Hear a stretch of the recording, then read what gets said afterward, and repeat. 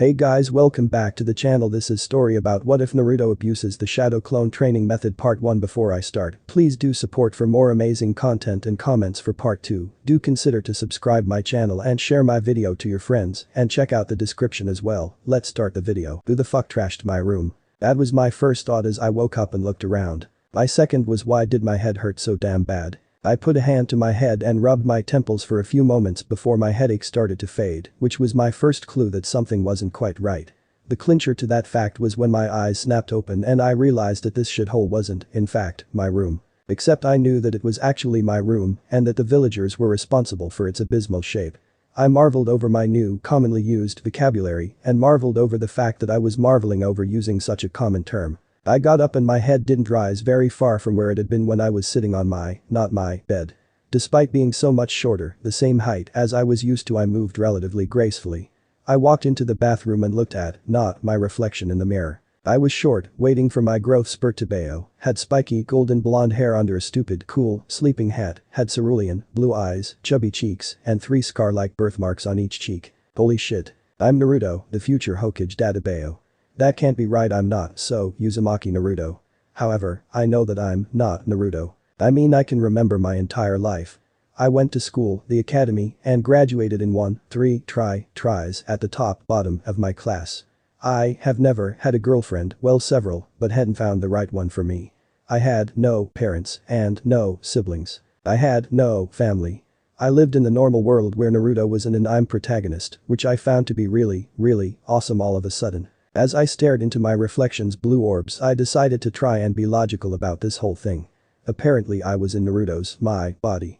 From what I could tell, I had all of his memories about his upbringing, training, and all of the people I knew. But more important was that I also somehow instinctually knew that I could use all of his awesome skills. That included his awful, not great chakra control, his stupidly large chakra reserves, his unrelenting energy, and his fuzzball of a tenant. That was good. If I had to be in this world, a world where people could destroy forests, create worldwide illusions, steal hearts to extend their life, and on, being the main character, who was also a hideous waste, untapped treasure trove of potential, wasn't that bad of an option. Assuming of course that I wasn't hallucinating or in a coma somewhere, then I was actually in the world of Naruto, and being someone who had stupid chakra levels, a surprising amount of talent, more guts than just about anyone ever, and always won in the end was a good thing. Obviously I would rather be someone like Sasuke, Team, Kabuto, or Madara, but Naruto would do, was awesome. Though what had to be the absolute best part of the situation? Last night was the night Naruto, I stole the scroll for Mizuki's fake graduation exam. Meaning that I knew a jutsu that given enough time would arguably be more hacks than the Chitingan itself. Yes, I knew the Kage Bunshin no jutsu, and I had 2 weeks to abuse the hell out of it to catch myself up to my peers before squads were assigned. So, what was I going to do with the several hundred clones this awesome technique provided? Start training nature transformations. Learn awesome new ninjutsu? Nope. I was going to master the basics. That meant sending a few hundred clones to both of Konoha's libraries, the civilian one and the shinobi one, and having them read everything a potential genin is allowed to, in order to increase my knowledge of this world and not be a dope. I also really needed a bingo book, as that would help explain away some of my future knowledge. While that happens, another few hundred of my clones will start the tree climbing exercise, and then alternating between the leaf sticking and spinning exercise and practicing hand seals, while doing the tree climbing for added control benefits, as it seems that having my admittedly superior intellect in Naruto's body seems to have increased my chakra capacity and its potency even more. Finally, a few other clones will be hinging into random other people, buying me food that has proper nutrition, so I don't have to be a chibi, wait for my growth spurt for a few years. Kurama's chakra and the Uzumaki vitality should sort out my vertical problem shortly once I provide my body with the needed nutrients and correcting my wardrobe. I seem to have inherited Naruto's love of the color orange, but I know that orange is not a suitable color for a genin. Maybe I'll incorporate it into my outfit when I'm a jonin maybe. While my clones are doing that, I will be hunting down a certain spandex-wearing freak in order to exercise my inner masochist, learn to jutsu. Hopefully Guy will take pity and accept me as a student and provide me with weights to wear as I train. I chose Mito Guy not only for his talent in Taijutsu and his talent in teaching said Taijutsu to a handicapped shinobi like Rock Lee, but also for his crazy dedication to physical fitness. If a virtually normal person like Rock Lee can be trained into such a beast, then with my new body's crazy vitality and recovery speed, in addition to Kurama's chakra healing all of my injuries in minutes, making breaking bones a non-issue, because bones don't actually get stronger when they break, and tearing muscles would only help as they do get stronger after being broken down. Which happens to make me a perfect candidate to learn the Goken, and hopefully I'll be able to add a little something to make it my own personal style down the line. It'll be awesome, you can bet on it, Tebeo. Oh fuck no. I refuse to adopt that stupid, awesome, verbal tic. Enough monologuing to myself, it's time for me to get to work on transforming myself from a dope into a genius, both of talent and of hard work. I couldn't remember where Team Guy was supposed to train in canon, so I used fanfiction as my guide and tried searching in the areas around Training Ground 9. It turns out fanfiction was correct and I didn't need to waste my time or chakra to use clones to help me search. When I found Guy and his mini-me, they were without Niji and Tenten. I assumed that it was a day off and the two were simply training fanatics before shrugging to myself and approaching them. Yosh. Lee. Fan the flames of your youth with another 500 push-ups. The larger bushy brows bellowed. Hi, Guy-sensei. And if I cannot do that then I will run around the village 50 times before lunch. Yelled out the mini bushy brows. How youthful, my prized student. I will help you, and if you cannot do that then I shall climb the Hokage monument with my pinkies and 3 boulders tied to my back. The bigger one rejoined excitedly. My right eyebrow started to twitch. Guy-sensei. Lee screamed. Lee. Guy returned. I was reconsidering my decision, but I was already committed. And I didn't want to trust simple luck to keep me alive in the future, not with all of the stupidly powerful people that will be trying to kill me in the future. Excuse me. I cut the 2 spandex-wearing freaks before they could initiate their sunset genjutsu of youth homoeroticism. They cut off their screaming and hugging in order to turn and see who interrupted them. Guy's face took on a look of surprise for a moment before he hid it behind a mask of congeniality. Oh, Lee, we have a guest. Who are you, my young friend? Are you here to fan the fires of your youth? Guy knew exactly who this boy was, but it wouldn't do to act as if he did. Deceiving the child was such an unyouthful act, but it was on the Hokage's orders. Oot. Lee shrieked, reminding me of Sakura in a sick and twisted way. My name is Uzumaki Naruto, and in a way I suppose I am. I shrugged, really put off by the two of them. Even though I knew they were basically two of the very few people in Konoha who wouldn't look down on me and would help me grow stronger at the moment. I scuffed the ground with the toe of my sandal and looked down bashfully as I asked my question and put my future in Guy's hands. I was hoping that you would help me train into jutsu. I heard from some of the other shinobi talking that you were an expert, Guy-san. I glanced up and saw a strange look on Guy's face and an excited one on Lee's, so I hurried to explain my reasoning in the hopes that Lee's enthusiasm and my reasons would influence him to say yes. I wasn't sure how to feel. He knew that the boy wasn't the Kyuubi, but he also knew of his bad reputation as a loudmouth, obnoxious brat and as a chronic prankster. However, the child before him didn't seem to be either of those two things, but someone honestly seeking guidance and help in becoming stronger. Well, I'm not very well liked by most people in the village.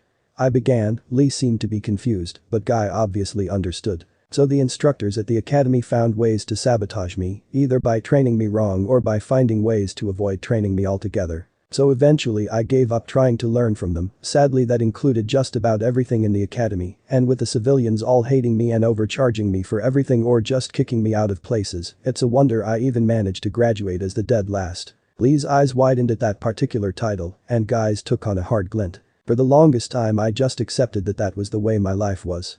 I pretended to be as dumb as I could to avoid making the people who hated me think I was a threat.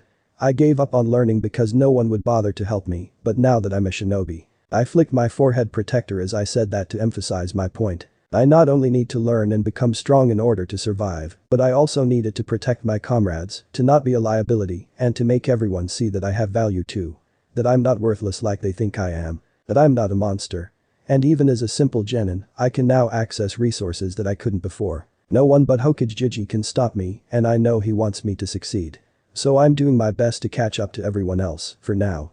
However, given a bit of help and some time, I'll be sure to run right by them so that they can see my back. So that I can show them that I'm not a dope, but their comrade.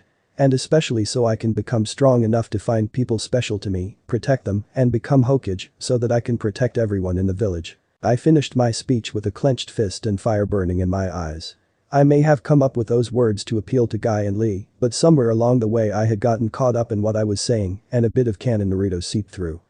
I guess I might have to watch out for being influenced by my original beliefs and goals. I and Lee both had their heads bowed, their bowl cuts hiding their eyes in shadow. Before they suddenly appeared at my side, each grasping one of my shoulders. Yosh. What spirit and determination you have, young man. I Mido Guy will ensure that you gain the strength to protect your comrades. If I cannot do this, I will do 10 million push-ups on one thumb. I bellowed while striking a nice guy pose, and his teeth flashed. He decided to train Naruto just as he was training Lee. It would be most youthful to have them spar with each other and push each other to improve and excel. Naruto-san. You are so youthful. To suffer so much and yet still desire to get stronger to protect others. Yosh, I will fan my flames of youth with you. And if I cannot. Lee also entered a nice guy pose, flashing teeth and all. Lee was ecstatic about having another disciple of Guy Sensei to train with. They would fan their flames of youth together. I stopped listening to them at that point, content to let them do their thing for a bit before I reminded them of what I was there for. So? I interrupted some ridiculous claim about running to Kumo and back on 2 fingers. When can we get started? And do I need weights or anything? The day passed quickly after that. I got to know Lee and Guy a bit better before Guy took some of his old weights out of his ceiling scroll. Guy told me that I would be starting off with only 50 pounds on each leg and that I would go up from there depending on how much and how fast my strength improved and how much I felt I could handle. Although he did tell me he would keep me from going overboard re-eyed. Then the 2 training fanatics put me through the workout from hell before kicking my ass 6 ways to Sunday. Then they had me repeat all of it 4 more times. My ass had been thoroughly kicked, the disorientation from a clone dispelling every now and then didn't help, and even with my new body I felt tired. Surprisingly enough, I wasn't exhausted, definitely tired, but not over much. This just proved how much untapped potential Naruto had as a shinobi if Kishimoto wasn't such an asshole to him. So I made sure Guy knew to go harder on me tomorrow, damn masochistic tendencies and desire to be strong. They told me to show up here at 4 in the morning every day before once again striking nice guy poses and telling me that they looked forward to seeing me tomorrow. Before he left, Guy Sensei now I guess, gave me a ceiling scroll that contained heavier weights that I could use in the days ahead. After they left, I continued training until my last clone dispelled, leaving me dead on my feet just as the sun was setting. I headed back to my shitty apartment and cooked myself my first homemade dinner in this body, eating enough to feed 10 regular people before showering. When I no longer stunk of sweat and blood, I meditated for an hour in order to process and store all the information my clones had gathered from the Shinobi library. I figured its information was more pertinent than the civilian one at the moment. Then it was time to set my alarm for 3:30 and go to sleep. The 2 weeks before squad assignments flew by like that, with me devouring all the information in the Shinobi library available to a lowly genin in only 2 days with the use of my clones. I tucked away a few copies of simple D and C rank jutsu for later on before I directed my clones towards the civilian library, which took up the rest of the week. But in that time my knowledge of my current world and its inhabitants soared. Devoting some of the clones towards practicing the few taijutsu katas Guy had taught me improved my knowledge, muscle memory, response time, and reflexes, along with his merciless training of my original body. I had raised my ability with taijutsu greatly, probably putting me about even with Sasuke, and was starting to show serious results with my strength and speed as well. In addition to all that, my chakra control had gone from truly terrible to fairly acceptable. I had mastered the tree climbing exercise in 2 days with the help of my clones and the mastered spinning leaves as I stuck to the tree the day after that. Water walking soon followed, and once my clones had that down, with the leaf spinning added on, I went and bought some balloons and rubber balls. Oh yeah, I was going to learn the Rasengan, and I was not going to be a retard and try to do it without my clones like in the original timeline. If retard me could do it in a month by himself, I give myself max 2 weeks to be able to form it with one hand by using clones. My final endeavor with chakra control for now was beginning to learn wind nature transformation. I had several reasons for this. One was that I knew I had that affinity. I didn't know if I had gained any more by becoming Naruto, but I knew I had wind at least, and wind-natured Rasengan would be sweet. Second was that with water walking done, I didn't really know any other chakra control exercises besides nature transformations. And though I had made progress, I could now tell how much chakra I was losing when I tried the few weak jutsu I knew and had even managed to reduce it by about half. Although that just meant that I was using 5 times as much as was needed as opposed to 10 times as much, and I would like to improve that. All in all, I felt like I had made fantastic progress, and I appreciated the cheat that was the Kage Bunshin no Jutsu. After returning from my morning workout with the Spandex twins, I showered, ate a hearty breakfast a clone had whipped up for me, and finally broke out my new wardrobe. It might not have any orange in it, but it was pretty badass. I had a black mask just like Kakashi's on my face, mostly so that I could fuck with the annoying Cyclops, but also because it would help hide my facial expressions. My hands and forearms were covered with black fingerless gloves and the bracers that Anbu wear. On my torso I wore a black sleeveless shirt and the Anbu chest protector, and for pants, I had loose black pants that were taped at my ankles. My Konoha headband sat proudly on my forehead, black shinobi sandals covered my feet, and my kunai pouch was secured on my right thigh, along with extra bandages to finish up my ensemble. All in all, I thought I looked pretty cool, if only I would grow a bit more. That's not to say that I hadn't grown any, because I had really underestimated either the Uzumaki heritage or the healing effects of Kurama's chakra flowing through my veins, because I had already sprouted up 13 centimeters in this week alone, although the food costs were horrendous, going from a 147.5 centimeters, 4'8" Taibi to a 160.5 centimeters 5'2" giant. Well, comparative to my peers who were all around 150 centimeters, 4'9", tall at this point. I was holding out hope that by correcting my diet this early in the series, I could reach at least 183 centimeters or 6 feet tall. Cause man did I hate being short, at least my classmates wouldn't be able to call me a chibi along with a dope. That's not even mentioning that I had gotten the weight up from 50 pounds each leg to about 250 pounds each leg by the end of the week without slowing myself down, something I was very proud of. Ready as I would ever be, I headed out, but not to the academy. I had one stop to make before I confronted my classmates. The secretary sneered at me like usual after she got over her surprise at my new appearance, but I paid her no mind as I barged my way into Gigi's office like usual. "Hey Gigi?" I called as I trooped into his office. The old man was sitting behind his desk, which was filled with stacks of paperwork, both finished and unfinished. I clearly saw a moment of shock on his face, causing me to grin under my new mask, before he schooled his features. "Ah, Naruto, what are you doing here? Don't you have to report to the academy for squad assignments? And you've sprouted up like a weed. What have you been eating? I also see you've changed your outfit. What prompted this somewhat drastic change?" Hiruzen sat back in his chair as his eyes flickered over my form, cataloging more information than I probably even knew I was giving away. He's changed so much, even since the last time I saw him, and even then he was changing, Hiruzen thought. What could have happened to alter everything about the boy? I hope you are truly fine, Naruto. I couldn't forgive myself if any more harm came to you. I've already failed both your parents and you so much more than you will ever know. To be fair to Hiruzen, he hadn't seen me for a while.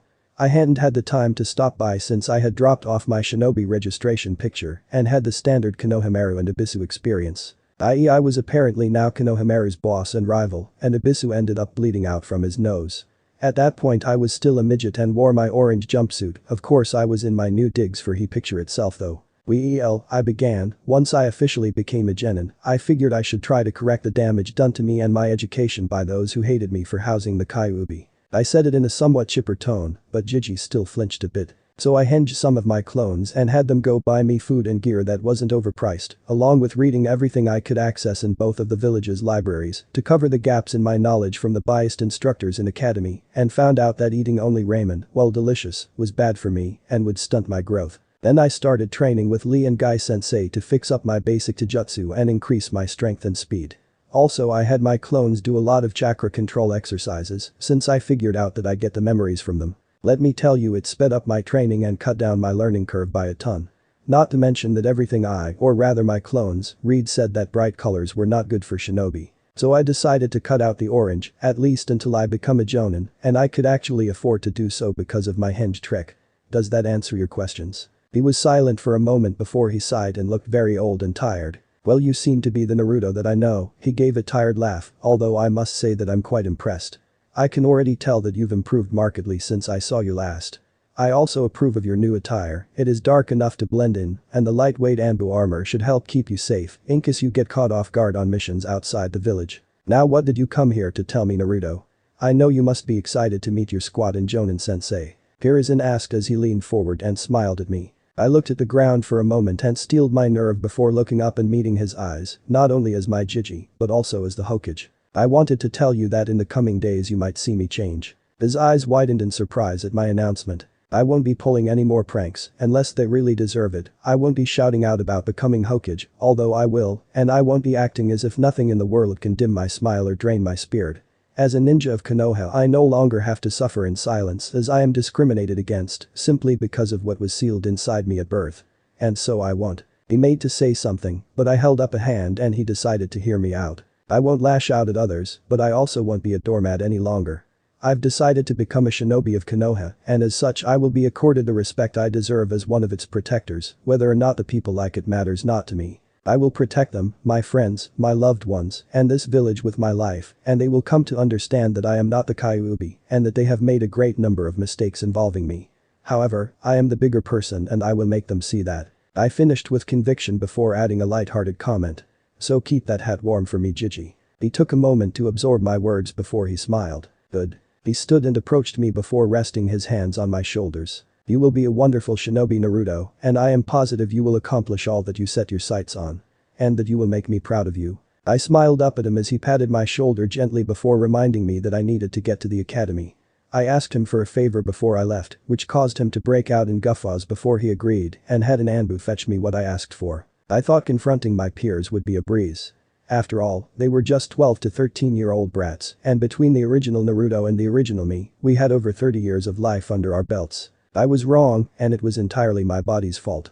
As most fanfiction points out, hormones and puberty suck. I was nervous, but hit it with a blank face, a purposeful and graceful stride, and my nifty face mask. The scene was pretty much as I expected when I entered. Shikamaru and Choji were sitting together, the former with his head on the table and the latter snacking on a bag of chips. Sasuke was brooding while staring out the window. Hinata was studiously avoiding looking at me directly, although I could feel her gaze upon me. Shino was sitting quietly, watching the rest as his insects buzzed gently. Hiba was fooling around with Akamaru, trying to show off for Hinata. And Ino and Sakura were yet to arrive, just like in canon. Everyone froze when they noticed me. Hiba tripped over his own feet and barely avoided squashing Akamaru. Shino's bugs started buzzing slightly louder. Choji paused with a chip midway to his mouth. Shikamaru glanced up and was about to put his head back down when he froze, and Sasuke glanced at me only to start staring. Hinata alone continued to do what she was doing before, avoid looking at me directly while blushing. My first move was to approach Sasuke and give him a slight bout of the shock of everyone in the room. Uchiha-san, I would like to apologize for my behavior prior to today. It has been brought to my attention that I behaved inappropriately in response to a perceived slight due to the mistreatment I received from both the villagers as well as the academy instructors. I would like to ask your forgiveness and wish you good luck on your future endeavors as a fellow shinobi of Konoha. I stayed in my slight bow until Sasuke gathered his scattered wits and gave a dismissive grunt to signal his agreement. HN. Thank you, Uchiha-san. Once again you have my apology. Standing from my bow, I went to take a seat next to Hinata, much to my amusement and her enthused horror. Sasuke followed me out of the corner of his eye, even as he seemed to be wondering about my change in attitude. Good morning, Hinata-chan. You don't mind if I call you by your name, do you? Unlike Uchiha-san, I don't believe I've slighted you, and I feel like we could become good friends. I gave her a double eye smile from behind my mask. I had two clones spend hours perfecting it. DG good, morning and Naruto-kun. IID don't really mind, IIW would like that. The stuttering tomato of a Hyuga replied looking like she was about to faint. Naruto is talking to me. We haven't really ever talked before. I hope he doesn't think I'm weird because I'm stuttering and turning red. Come on Hinata, be brave. This is your chance to spend time with him and get to know each other. Hinata attempted to keep herself calm and muster her courage. Good. I train every morning at 4 at Training Ground 9 with a few friends if you would like to join. I think it would be a good opportunity to learn more about each other, and I was rudely interrupted by Kiba. Boy. What are you doing walking in here and chatting up Hinata-chan like you own the place, dead last? This is for squad assignments, and that means you need to have graduated the academy. Which you failed. The mutt barked at me as the mud on his head barked in agreement. Well, Inyazuka-san, I was thinking that I would apologize to Uchiha-san, try to engage Hinata-chan in conversation as I really haven't talked to her, before greeting the rest of you. Then I would inevitably have to point out to some less intelligent individual, probably you based on past experience, that I am in fact wearing a Konoha headband and therefore am an academy graduated genin. Just like you Inyazuka-san. Then I planned on making a statement to all of you once everyone was here to address my past behavior and set a tone for the future. However, if you would like to ask some questions before that, I would be amenable to answering. I replied civilly, but with a bit of bite, not rising to his juvenile bait as I finally calmed my nerves. Troublesome, came a soft groan, alright then Naruto. What's up with the complete change in behavior, speech pattern, height and dress code? Just like Shikamaru to cut to the heart of the matter without even lifting his head up from the table. HN. The master conversationalist, Sasuke, added his 2 cents. Well, to answer you in the order you asked. I managed to graduate and am therefore no longer under the power of the civilian council, but Hokage Jiji. That means that they can't do anything to me anymore, such as sabotaging my education, or raising the taxes on my food, or threaten to punish me for no actual reason, only that they don't want me to succeed. This led me to be able to access the libraries, as is a shinobi's right, when before the villagers had the power to deny me access. This allowed me to actually learn something without anyone trying to teach it to me wrong on purpose or prevent me from learning it in the first place. Thus I learned how a shinobi should act and added a variety of new words to my vocabulary. To say that everyone looked shocked would be putting it mildly. Everyone but Kiba and maybe Choji understood what I was implying and outright saying about my treatment from the academy instructors and the village in general. Kiba just looked constipated. I blithely continued on, ignoring their growing shock, disbelief, horror, and outrage. In my mission to educate myself, I learned about proper nutrition and took it upon myself to correct my diet by any means necessary. I have always healed quickly, and it seems that healing factor applies to correcting malnutrition as well. Finally, as I progressed in my studies and training, I understood the dangers of missions outside the village. I understood that while I may enjoy the color orange, it is not exactly discreet and would be a beacon to any hostiles around my squad. Thus I got rid of it for something more suited to life as a shinobi, at least until I am strong enough to protect those around me from whatever or whoever may come. I finished with a smile and spread my arms, glancing condescendingly at Kiba, before throwing a wink at a stunned Hinata and looking back at Shikamaru. Does that answer your questions? I asked with an eye smile. Silence reigned in the classroom. Everyone looked shocked, disbelieving, and angry in various degrees. Kiba mostly angry, at me presumably, Shikamaru mostly shocked as he stared at me, Sasuke in disbelief, and Hinata with swirls in her eyes and steam coming from her firetruck red face. Naruto-kun is so cool, and he winked at me. I need to. Hinata tried to pull herself together, but her brain had already shut down from all the steam coming from her face. It was then that I heard the thundering of incoming fangirls. Incoming fangirls, Ichiha-san. I warned Sasuke. HN. He grunted his thanks for the warning and turned back to his window just as Sakura and Ino came storming and arguing about who crossed the threshold first. Both of them froze when they saw me sitting by a still delirious Hinata. I could almost see the giant question mark above Sakura's head, and I could see Ino's eyes turn sharp as she took in my form before they turned into hearts, and she started to drool a little before catching herself and glancing between Sasuke and me. Yo. I greeted them with an eye smile, causing Ino to blush a bit. Who's the new guy? Sakura asked everyone. The room was silent before Shikamaru sighed. Troublesome. That's Naruto. Apparently he graduated, got some special training in, and it agreed with him. After he was done saying that, he put his head back down as if done with all of us. Why-eyed Ino and Sakura shrieked together as they whipped their heads back and forth between Shikamaru and me. I gave them another eye smile and a little wave. There is no way this hunk is Naruto. Naruto is a chibi and a dope, and this guy is almost as hot as Sasuke-kun. Ino shared her hurtful yet flattering opinion. Sakura chimed in with a shrill yeah. There is no way this guy is Naruto baka. I'm wounded Ino-san, Sakura-san. To think you held such low opinions of me simply because of how hard the instructors and the villagers worked to keep me uneducated and inept. I spoke with mock hurt in my posture and voice, shoulders slumping and wiping away an imaginary tear. Although I suppose I should thank you for calling me hot, it is the first compliment to my looks a girl has ever given me. So thank you Ino-san. I finished with a nod in her direction. Wait, so that really is Naruto baka? Sakura asked everyone, but she was looking at her Sasuke-kun for confirmation. HN. Sasuke replied with a nod. No way. Both girls shrieked again, jaws on the floor and eyes bugging out. That would be my cue for my announcement to set the tone for future interactions. I said to myself with a sweat drop at the shock and shriek of the twin banshees. Standing up, I went to the front of the class and cleared my throat, getting everyone's attention. As I've already let most of you know, I am not the Naruto you thought you knew. Due to certain circumstances, I was kept ignorant and weak. Granted, my own proclivities and mischievous spirit contributed to those circumstances. Fortunately, I managed to graduate anyway. I then proceeded to properly educate myself and sought out specific training in order to make up for the deficiencies that were caused by said circumstances. If you don't believe me, then go ask whatever authority figure you choose about me. Odds are they will tell you that I am trouble or that you should avoid or shun me, but will not explain why. I took a breath and looked over the faces of my audience, observing their reactions before continuing. As I am no longer the dope you knew, I would appreciate it if you would not treat me as such and take your time to form new opinions about the person I am now and should have been before. I understand that some of you may have trouble with this, and I understand your dilemma. However, I will not take abuse from any of you. We are to be genin of Konoha, comrades that will fight and work together. If you cannot respect me as a comrade who will be risking his life alongside of you at the least, then we will have issues.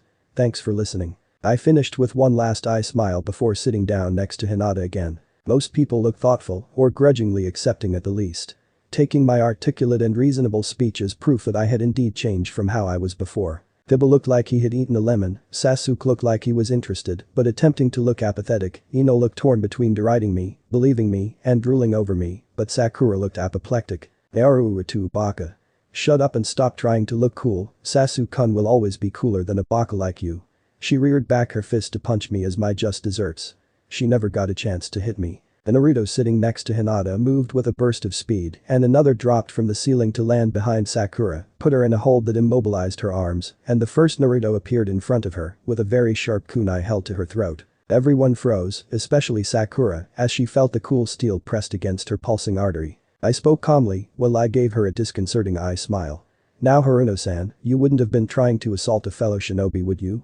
I asked her with false sweetness. That would be grounds for punishment, you know. I asked her as if speaking to a particularly slow child. I told you I wouldn't let anyone treat me like they did before, didn't I? It seems like you had some trouble understanding, so let me make it clear to you. You, Haruno Sakura, are a weak, shallow, insignificant fangirl. You will never amount to anything as long as you follow Uchiha-san around and cling to him. Not only that, but you will be a liability to your squad and worse than useless, as they will have to help you in every fight against any halfway competent opponent. I paused there to make sure everyone was paying attention to me before I continued in a serious voice. This goes for all of you girls here, if you are dieting, if you aren't training to gain strength, speed, and stamina, if you aren't practicing your techniques whenever you have half a chance, then you should do yourself and everyone around you a favor and quit trying to be a kunoichi right now. There were sounds of protest at this, but I flared my chakra and burgeoning killing intent, Kai. If you don't do the aforementioned things, then you will get your squad mates killed and get yourself killed or captured and most probably raped. If you do the things I just listed, then you would be lambasted by every real kunoichi as a weak, insulting fangirl. They would tell you that dieting is stupid because all the training they do burns off so many calories. If you are worried about looking mannish, they would tell you that men, especially shinobi, drool over bodies that have long, lean, toned muscle, and that having muscle is not the same as having bulky muscle. All of your so-called points are invalid, and if you can't come to grips with it, then I hope you die before you can pull anyone else down with you. I stepped back from Sakura, pulling the knife away from her throat as I did and sent my clone back into hiding. She fell to her knees in a puddle of her own piss with tears in her eyes as her body was racked with shivers. I looked down at her and gave her a final piece of advice that I made sure the entire class heard. You're weak, pathetically so. However, you don't have to stay that way. Train, put in effort and sweat and blood and tears, and you will get stronger. Quit dieting. Quit thinking that anyone can or will save you but yourself. Take your destiny and life into your own hands and do everything in your power to ensure that you and those you care about live. Or give up now. Quit. And never come back here again. Then I turned my back on the girl and went back to my seat by Hinata. Tiba shied away from me as I passed him. Sasuke was staring at me as if he had never seen me before. Ino looked torn between wanting to castigate me, squeal about how cool I was, or seriously think about her actions and how my words applied to her. Shikamaru was looking at me as if I had become an incredibly complex puzzle. Shino's bugs were buzzing frantically. Toji was staring thoughtfully at a chip. And Hinata was looking at me with wide eyes. It's for their own good.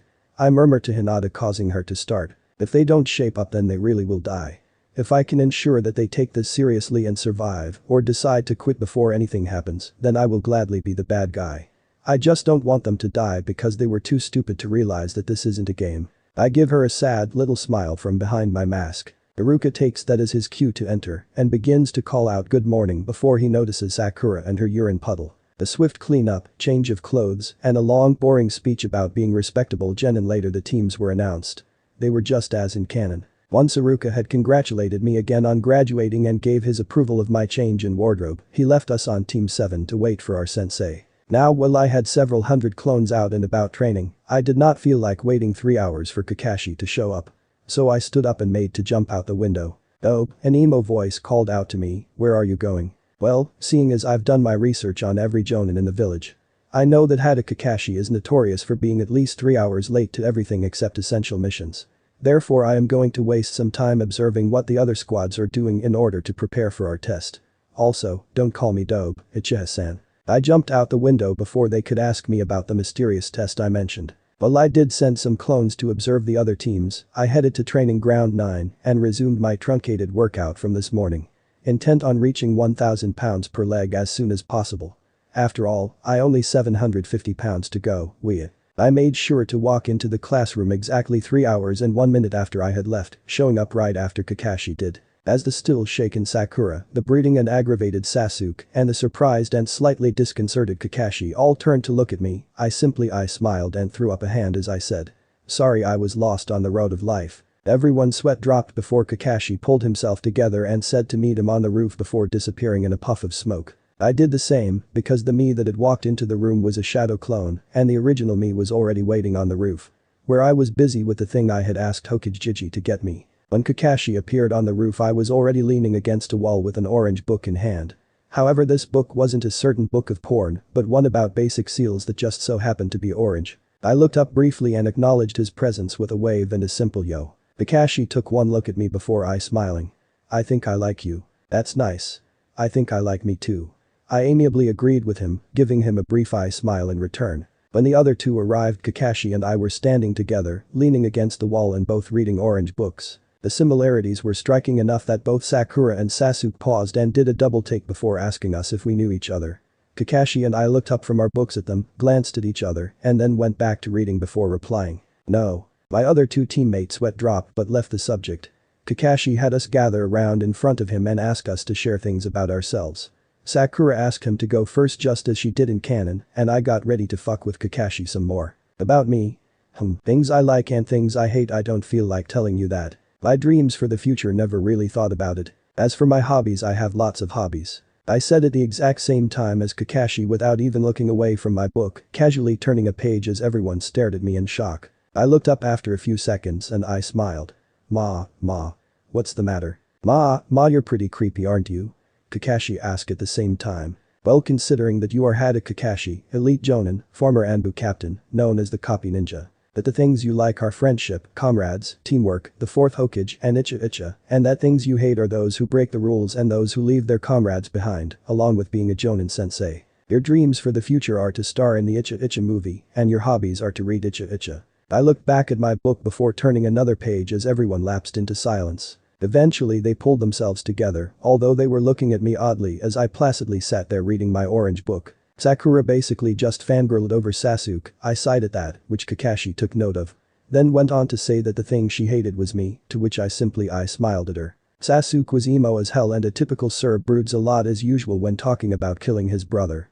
Then it was finally my turn. I closed my book gently and took a deep breath. My name is Uzumaki Naruto, things that I like are the Kage Bunshin no Jutsu, Ramen, Hokage, cute and strong Kunoichi, and people who seek to improve and protect those precious to them. Things that I hate are fangirls, bigots, people who do not understand the difference between a scroll and something that is sealed inside of it, and those who are lazy. My dreams for the future are to gain many precious people, become strong enough to protect them, and become a greater Hokage than any that have come before me. My hobbies include training to get stronger, abusing the Kage Bunshin no Jutsu, learning Fuinjutsu, and messing with people who aggravate me. Well, that was unexpected. Kakashi muttered as he rubbed the back of his head.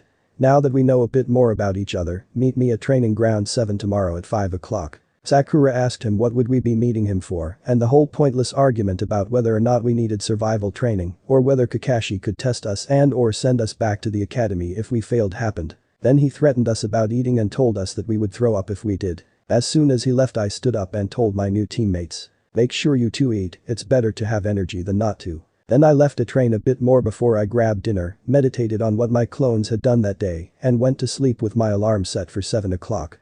I decided to sleep in and skip training tomorrow so that I was at my best for the bell test. I brought 2 breakfast bentos with me when I showed up, 2 hours and 30 minutes after Kakashi said to, and he still wasn't there.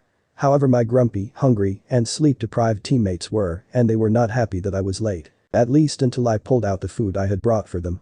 As they began to eat with quiet and grudging words of thanks, I began to read my book on beginning Fuinjutsu by Jiraiya. I already had clones working on my calligraphy, hand seal speed and accuracy, chakra control, and my taijutsu katas, but I was planning on using them for so much more. However, I still had time to get myself up to at least the strength of a Chunin before the wave mission came around so that I could compete with Haku. At 8 o'clock Kakashi came walking up, explained the rules of the test, and had us begin. The other two scampered off into the woods to hide while I remained seated in the shade of a tree and read my book. Kakashi couldn't seem to figure me out. You know, the other two seemed to have the right idea, but you seem kind of inept. He ventured his opinion. You seem to have gotten that sentence backward. I rejoined. They both ran off without even thinking about the situation and therefore split our squad and diminished our overall fighting potential. We're just newbie genin and you're an elite jonin. The only possible way for us to even get a bell is for all of us to work together. Not only that, but I've never heard of a 2 or 1 person genin squad. So with the inference that such a thing does not exist if Konoha's libraries have no mentions of it, and knowing not only of your fixation on teamwork, but also that teamwork is the only possible way to get a bell, this must be a test within a test. It's to see if we can figure out that we need to work as a team and then do so to get the bells from you. However, it's pointless for me to do anything at all in that case. Oh? If you've figured out the test already, then why would trying to pass it be pointless? Kakashi was astounded that Naruto had figured all of that out. From all reports about him, Naruto was an idiot and an almost useless shinobi. This kid didn't seem to fit either category. I huffed tiredly at him. That would be because Haruno-san hates me, as she said before. And will undoubtedly try to find Uchiha-san in order to help him get a bell to try and endear herself to him like the rabid fangirl she is. MC Broods a lot on the other hand wouldn't deign to work with a dead last, as I would supposedly only slow him down. Besides that, at max 2 people can get a bell, and why would he want to risk me getting the bell then letting him fail? I shrugged apathetically. In other words, there is no point in even trying to fight you. I'll just wait for the time to run out and return to the academy for a year. Next year I'll be assigned another squad and another sensei, hopefully one I can work with and one who actually wants to teach me. By that point I should be at least at high chunin or low jonin in strength, now that I've got shadow clones to help me with my chakra control and ninjutsu training and Gai sensei to help me with my taijutsu. So don't worry about it too much, Kakashi-san. I smiled at him as I finished. He's already accepted that they're going to fail, Kakashi thought in shock. Naruto, his sensei's son, the irrepressible bundle of energy and optimism that he watched over as the kid grew up in the worst conditions imaginable, had given up on becoming a shinobi for another year. It didn't matter that he gave up because of a well-reasoned and very accurate assessment of his supposed teammates, just the fact that the Can-Do King had given up at all shocked and saddened Kakashi to his core. Not even Naruto's assertions about his clones or the level of strength that he would be at in another year made as big of an impact as the words "it's pointless to even try" leaving the blonde's lips. Eventually Kakashi got over his shock and went to hunt down the other 2, leaving the blonde to his reading. Things went as they did in the original story, with the exception that I didn't move an inch from my spot under the tree. Soon enough Kakashi returned and told us that we had failed. I looked up at this and smiled as I held up a pair of bells, just as the alarm rang. Kakashi grabbed the bells at his waist, which suddenly transformed back into a pair of shadow clones. With wide eyes he asked me. When did you switch the bells? When you were busy with Uchiha-san and his fire safety class. I had a clone swipe them and these 2 substitute in for them. I then threw them both to Sasuke and Sakura, who eagerly caught them. There, teamwork. I deadpanned. Kakashi held back a grin while doing the whole thunder and lightning spiel before letting us know that we passed and would be accepting our first mission as Team 7 tomorrow and that we should show up at the bridge by this training ground at 6 in the morning. I stood up and dusted myself off before heading over to training ground 9, planning to show up at the bridge at 9 o'clock. I couldn't wait to see my teammates' faces when they realized we were going to be doing glorified chores as missions. I'll need to bring a camera. So it was official. B-rank mission sucked big, fat, floppy, donkey dick. Not that I know what that's like, honest. Moving on then. It's been over a month and a half and all I can say is that they're useless for ninja. There wasn't any point to them besides benefiting Konoha's infrastructure, no matter what Kakashi said about teamwork. And while I get that they help keep the village running efficiently, well, as efficiently as it ever runs, honestly, academy students should have done these tasks instead of actual ninja.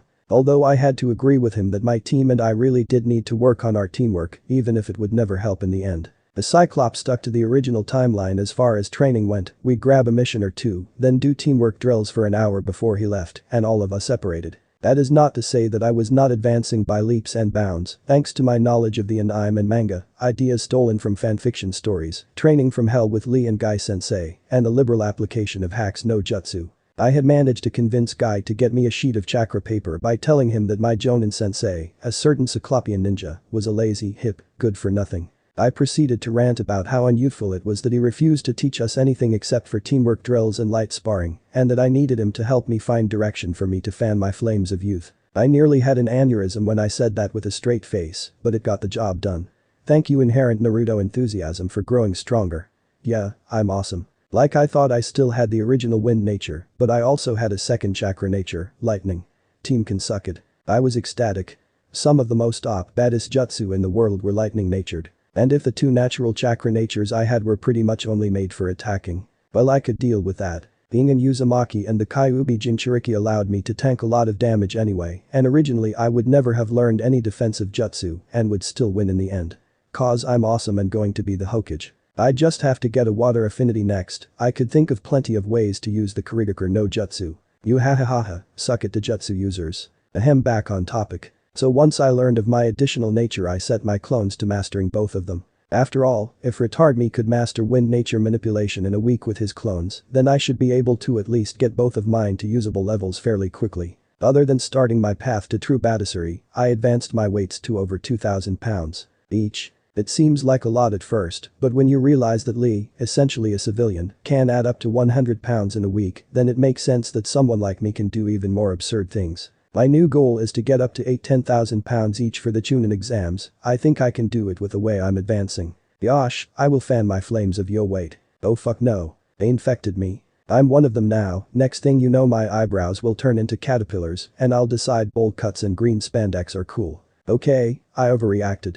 I still think everything but their taijutsu skills are incredibly lame. However, the two green beasts have had a definite effect on my psyche. I now enjoy working myself into the dirt while training with them. Especially since my taijutsu has rapidly caught up to Lee's with the use of shadow clones as extra sparring partners and to practice each kata and technique I learned to perfection. Even then, he's still faster than me. Not to mention that Guy-sensei decided that in order to protect my special people, I needed a secret technique. The key to whoever can guess what that is, haha. Oh yeah, learning the Rasengan. Piece of cake with shadow clones. I learned it the way retard Naruto used it, i.e. clones to shape it, in under a week. Then I learned to do it one-handed with just a few days more of effort and decided to make a Dama Rasengan early for shits and gigs. When I was done with that, I figured I might as well be able to make one in each hand at the same time. It took me 2 weeks all told with several dozen dedicated helpers. While I was busy with it I had some more clones crack open those low-rank jutsu scrolls that I squirreled away. Shunshin gave me a new appreciation for how good Shisui must have been to use it in battle.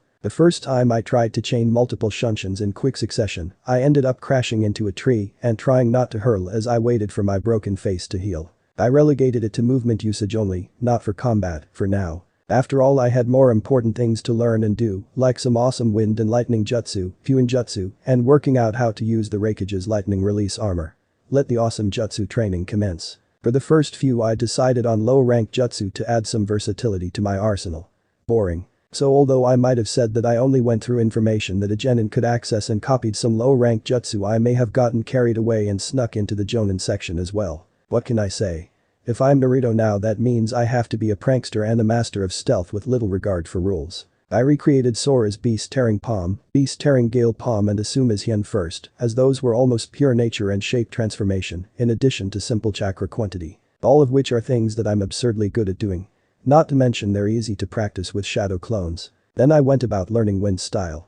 Divine Wind, Great Breakthrough, Wind Wall, and Gale Palm. They were primarily C-rank techniques, but the Beast-Tearing Gale Palm was classed as a B rank, and so was the Hien, which was just a technique Asuma made by putting wind nature and shape manipulation to practical use on a blade. As for lightning jutsu, I only learned a select few, 1 high and 2 low, as I was mostly working on the Raikage's lightning release armor, since it's just so damn awesome. They consisted of lightning style, electromagnetic murder, false darkness, in honor of Kakuzu, and thunderbolt, Raiden.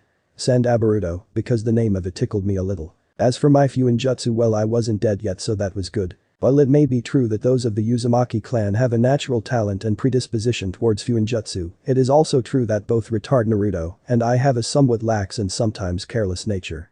Hey. Yeah, I am kinda carefree at times. Which leads us to the occasional mistake. Which leads us to explosions. Which are awesome. Which is why I now had my clones working on Fuinjutsu away from anything flammable or that would be missed. As in I have them experimenting in the Forest of Death where Anko is the only person I can think of that could be around. Other than that minor hiccup, I was on to the first of the intermediate level Fuinjutsu books, also written by our favorite super pervert. So from what Jiraiya's books and Hokage Jiji say there are 10 levels of ceiling, although it is speculated that the original Uzumaki clan, which I am named in honor of, had up to 12 levels. The ceiling levels work in stages. As in levels 1 to 3 is the beginner stage, 4 to 6 is the journeyman stage, 7 to 9 is the adept stage, and a level 10 is an acknowledged seal master. Only Jiraiya of the Sannin is known to be a level 10 sealing master, all others are at most level 9 experts. At the moment I am much farther along than I've let Hiruzen know about. I've led him to believe I am still at the level of a rank novice, but I would conservatively place myself at around level 3. Which puts me at around the end of the novice stage and beginning of the journeyman stage, while the Sandaime thinks I'm making my way through level 2 and simply reading ahead as I go. As for everything else, there have been a few noteworthy occurrences. Most notable to me is my continued growth. It slowed down a lot. I think that means that I've corrected most of the damage malnutrition had done to me. I'm now 5'4", having grown another inch to put even the tallest of my classmates under me. Granted 4 inches in 2 weeks was a bit ridiculous, 2 in almost 2 months is much more reasonable. And my appetite has been settling down into something resembling what a human my age and size should be able to eat, as opposed to what 10 of them should eat. Then there are things like meeting Team Guy, convincing Sakura that Sasuke will like her better if she trains a bit and becomes more useful, Hinata training much harder than in canon, Ino approaching me about my drastic change, and finally there was meeting Anko. Man, those interactions were all pretty strange thinking back, especially since I'm really starting to fuck with canon as much as Kishimoto fucked with retard me. And then there is Anko. I just don't know what to say. I sighed as I blew through my warm-ups. After all, I was just doing some stretching, 15 laps around Konoha, 1000 push-ups, sit-ups, squats, and 500 pull-ups and handstand push-ups. The girls nearby were doing a much lighter warm-up that involved quite a bit more stretching and fewer weights, as the goals for our physiques are pretty much opposites, just like the girls performing the exercises are pretty much opposites. One had dark bluish-black hair and a Heim cut, wide eyes without a pupil, pale skin, and is currently struggling to push herself to keep up with me. Yep, she is one Hyuga Hinata. She's still shy, but being around people who constantly encourage her and affirm that she is not weak has been nothing but good for her and her confidence. We're still working on her stutter, but she has almost gotten rid of it. Now she can not only talk to me while looking at me, most of the time, but also aim a Juken strike at me. It's a vast improvement over the timid girl who couldn't even look me in the eye. The next girl had platinum blonde hair and a ponytail, light blue eyes, and slightly tanned skin. Not to the extent of my own sun-kissed tan, but getting darker the more she came to train, and I have to say the tan and her new slender, flexible, but powerful muscles combined to make her even more attractive than she already was before. Now if only she would quit complaining and acting like a fangirl, then she might be alright. Added in one, this girl was Yamanaka Ino. It hadn't been all that long since she joined us for our morning workouts, but she's definitely seeing the results already. Her physique has filled out a bit and become not only healthier and more muscular, but also more feminine. I guess depriving her body of the nutrients and sustenance that it wanted hampered her development.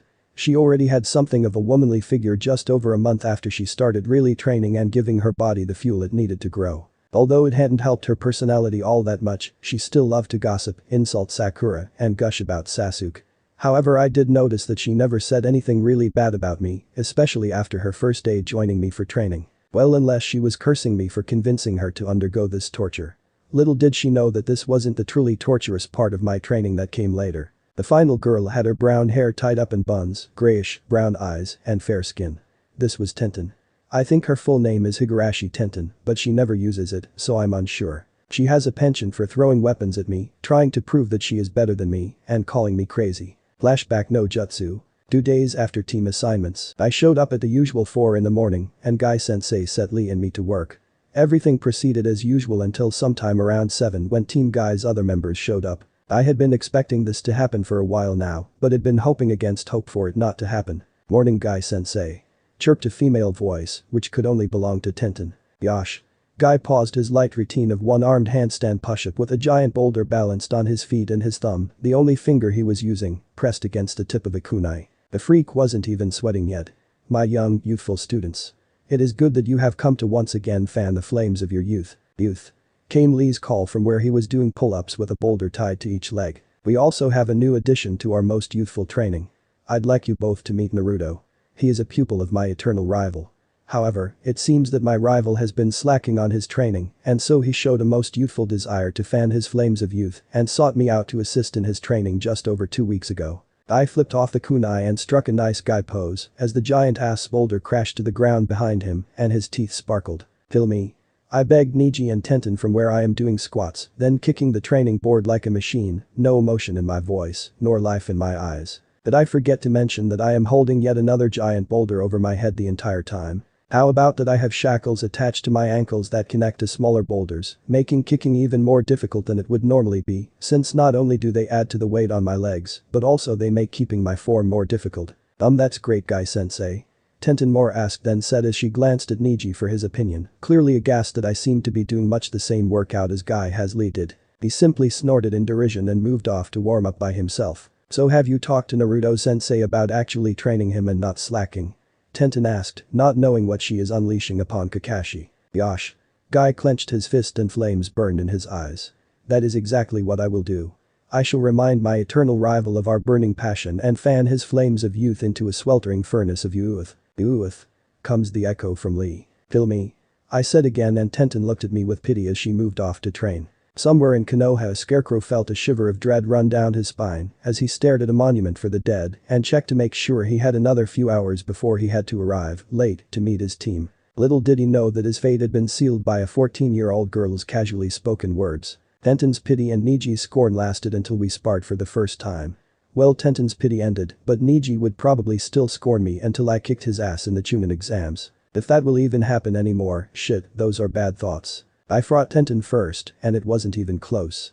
I might not be as fast as Lee yet, but even so I was faster than Sasuke and Niji. The poor girl never knew what hit her until I let her stand up and hit her with it again. Then she figured out I was hitting her with my fist. It would have been better if I'd used a giant fish, more impact that way. However, by that time she was too out of it to do anything but be knocked unconscious. When she woke up she demanded a rematch, and I pissed her off by avoiding all of her weapons with speed and my hand seal substitution jutsu before I punched her into the dream world again. After that, Guy wanted Niji and me to spar, but Niji declined, saying that his time was better spent elsewhere and that being forced to fight one failure was more than enough for him. After that day Niji and I would ignore each other, except for his whiny and sanctimonious ramblings about fate, and Tenten would challenge me, lose, curse me, challenge me again, and lose again. Rinse and repeat. The sheer rage and disbelief on her face almost made how annoying it was to be constantly challenged to spar and have pointy, sharp things flung at me all the time worth it. I just saw it as me taking my training to the next level and complimented me on my flames of youth. When it was time for me to leave and meet my team, I thanked Guy and Lee for their help with a friendly wave, nodded shallowly at Niji, and gave Tenten a shit-eating grin of massive proportions and wished her a swift recovery from her concussion. Team time was the same as usual.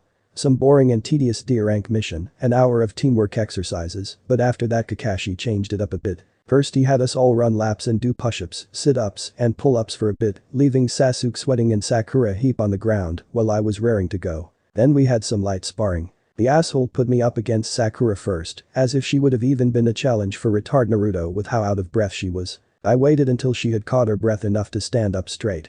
"You ready to go yet, Haruno-san?" I asked her politely. "Shut it, Naruto baka. I'm going to kick your ass." Sakura screamed back at me. "Geez, I was just trying to be considerate to a teammate. You're so out of shape and weak I figured I'd give you time to catch a breather so I didn't embarrass you too bad. No need to shriek at me like a banshee. And you wonder why Sasuke doesn't like you?" I paused for a moment as Kakashi's eye widened. Sasuke turned to actually look at me with surprise, and Sakura seemed to have turned to stone as her brain shut down. "Oh, did I say that out loud?" I asked my two fellow males. "HN." Sasuke gave what I think was an affirmative grunt. "Yep, I'd get ready to run, Naruto." Kakashi chimed in as he returned to reading his book. "Why?" I asked with a shrug, getting the two to look at me again in disbelief. "I mean, it's not like she could catch me anyway. I outran Sasuke and he was better than her by miles. I had even held myself back so that I only beat him by a bit. It was just enough to make him train harder and maybe start to respect me a bit. But they didn't need to know that. Even if she did, she's basically a civilian at this point. Her punches wouldn't even hurt unless she hit me in the balls, and that can't happen unless I let it because I'm just that much better than her. She actually either goes home or stalks Sasuke when Kakashi-sensei lets us go for the day." I put my hands out to my sides as I shrugged my shoulders as if to say, "There you have it." I quickly sidestepped and extended a foot, casually tripping Sakura, who was red-faced with fury. She had swung for the back of my head with all her might and so ended up with a hard fall and a face full of dirt. However, she didn't seem to get the lesson as she got up and proceeded to try and hit me while shrieking about me being an idiot and the dead last and about trying to make her look bad in front of Sasuke. I simply carelessly avoided her blows and occasionally tripped her as I nonchalantly pulled out my intermediate ceiling book and began to read while making it look like I was dodging and tripping her on accident. Kakashi was aghast, not knowing whether to be appalled at his new apparent nickname, how bad Sakura truly was, or to wonder when Naruto got good enough to do something like this. "Wait, he said that Sakura didn't train after he let them go for the day. Did that mean Naruto actually trained by himself? How did he not know about this?" Sasuke looked back and forth between Kakashi and the dobe a few times, trying to figure out if he'd been teaching Naruto privately or not. He decided not, as Kakashi looked just as surprised as he felt. Maybe Naruto wouldn't be as much of a hindrance as he thought, but he would have to step his training up so that he could show the dobe his place. He was an Uchiha after all. One Sakura was once again a panting heap on the ground. I looked up from my book and I smiled at everyone. "Oh, are you done already?" I asked as I pocketed my book. I guess I shouldn't have expected more from a civilian girl who hasn't really committed to being a ninja yet. The reason Sasuke doesn't want to do anything with you is that you are 1. A fangirl, 2. Annoying as fuck, especially when you scream, 3. Not a real Kunoichi, 4. Weak. I dropped my eye smile and looked down at the girl who was almost in tears and hardened my heart. Maybe if you went about changing some of that he would have time for you. As it is, even I don't have to try at all to beat you, you're that weak. If you want your precious Asuke-kun to acknowledge you, then stop dieting and train like your life depends on it. I released my burgeoning Kai at this point. Kakashi's head whipped up, Sasuke froze, and Sakura started shaking like in the classroom. Thinking about it, you'd have thought she would have reconsidered how she treated me after I made her piss herself in front of all our peers. Well, I guess some people are just slow learners. Man, I love irony. Because it does, and not just your life, but all of ours do. Kakashi-sensei is our safety net, but even he can't always be there. And when the time comes when you become a liability, because it will happen, there is no fear. Then you will die. Or one of us will save your life. I leaned in and ratcheted up my Kai to its peak, but at what cost? Oh, don't worry, I for one will do my best to keep you alive, but I don't want to die for you, Haruno. Sasuke was staring at me, like he has seen me for the first time, and I am someone completely unexpected. Kakashi had the same look on his face as Sasuke. Sakura was simply crying as she shook in fear. I have a dream, I have goals beyond impressing a boy I have a crush on and hopefully popping out his babies one day. I want to be Hokage, and even if I don't want you to die, I don't think you're worth my life. Then I released my Kai and turned to Kakashi. We done for the day back, Kakashi-sensei? I asked cheerfully, catching everyone off guard. Mama, don't you think that's a bit disrespectful towards your sensei Naruto? And yes, I think that's enough for today. The Cyclopean Jonin said with a lazy wave. Nope. I instantly replied, getting a sweat drop from Kakashi. You have to teach us something to be considered a sensei. Teamwork doesn't count. If you teach me a cool lightning jutsu, I'll consider it. Now Naruto, teamwork is the foundation of any good team. I smiled. Besides, I think you should wait a bit longer before you learn something dangerous like that. Whatever. I said disinterestedly. Later, Uchiha-san, back Kakashi-sensei, Haruno-san. No need to be rude, even if I just tore down the girl's self-esteem lower than Danzo's underground base. It wasn't all that much compared to Sasuke or me, but Sakura began to train after that day. And flashback no jutsu. Our warm-up finished, we began to pair off to spar.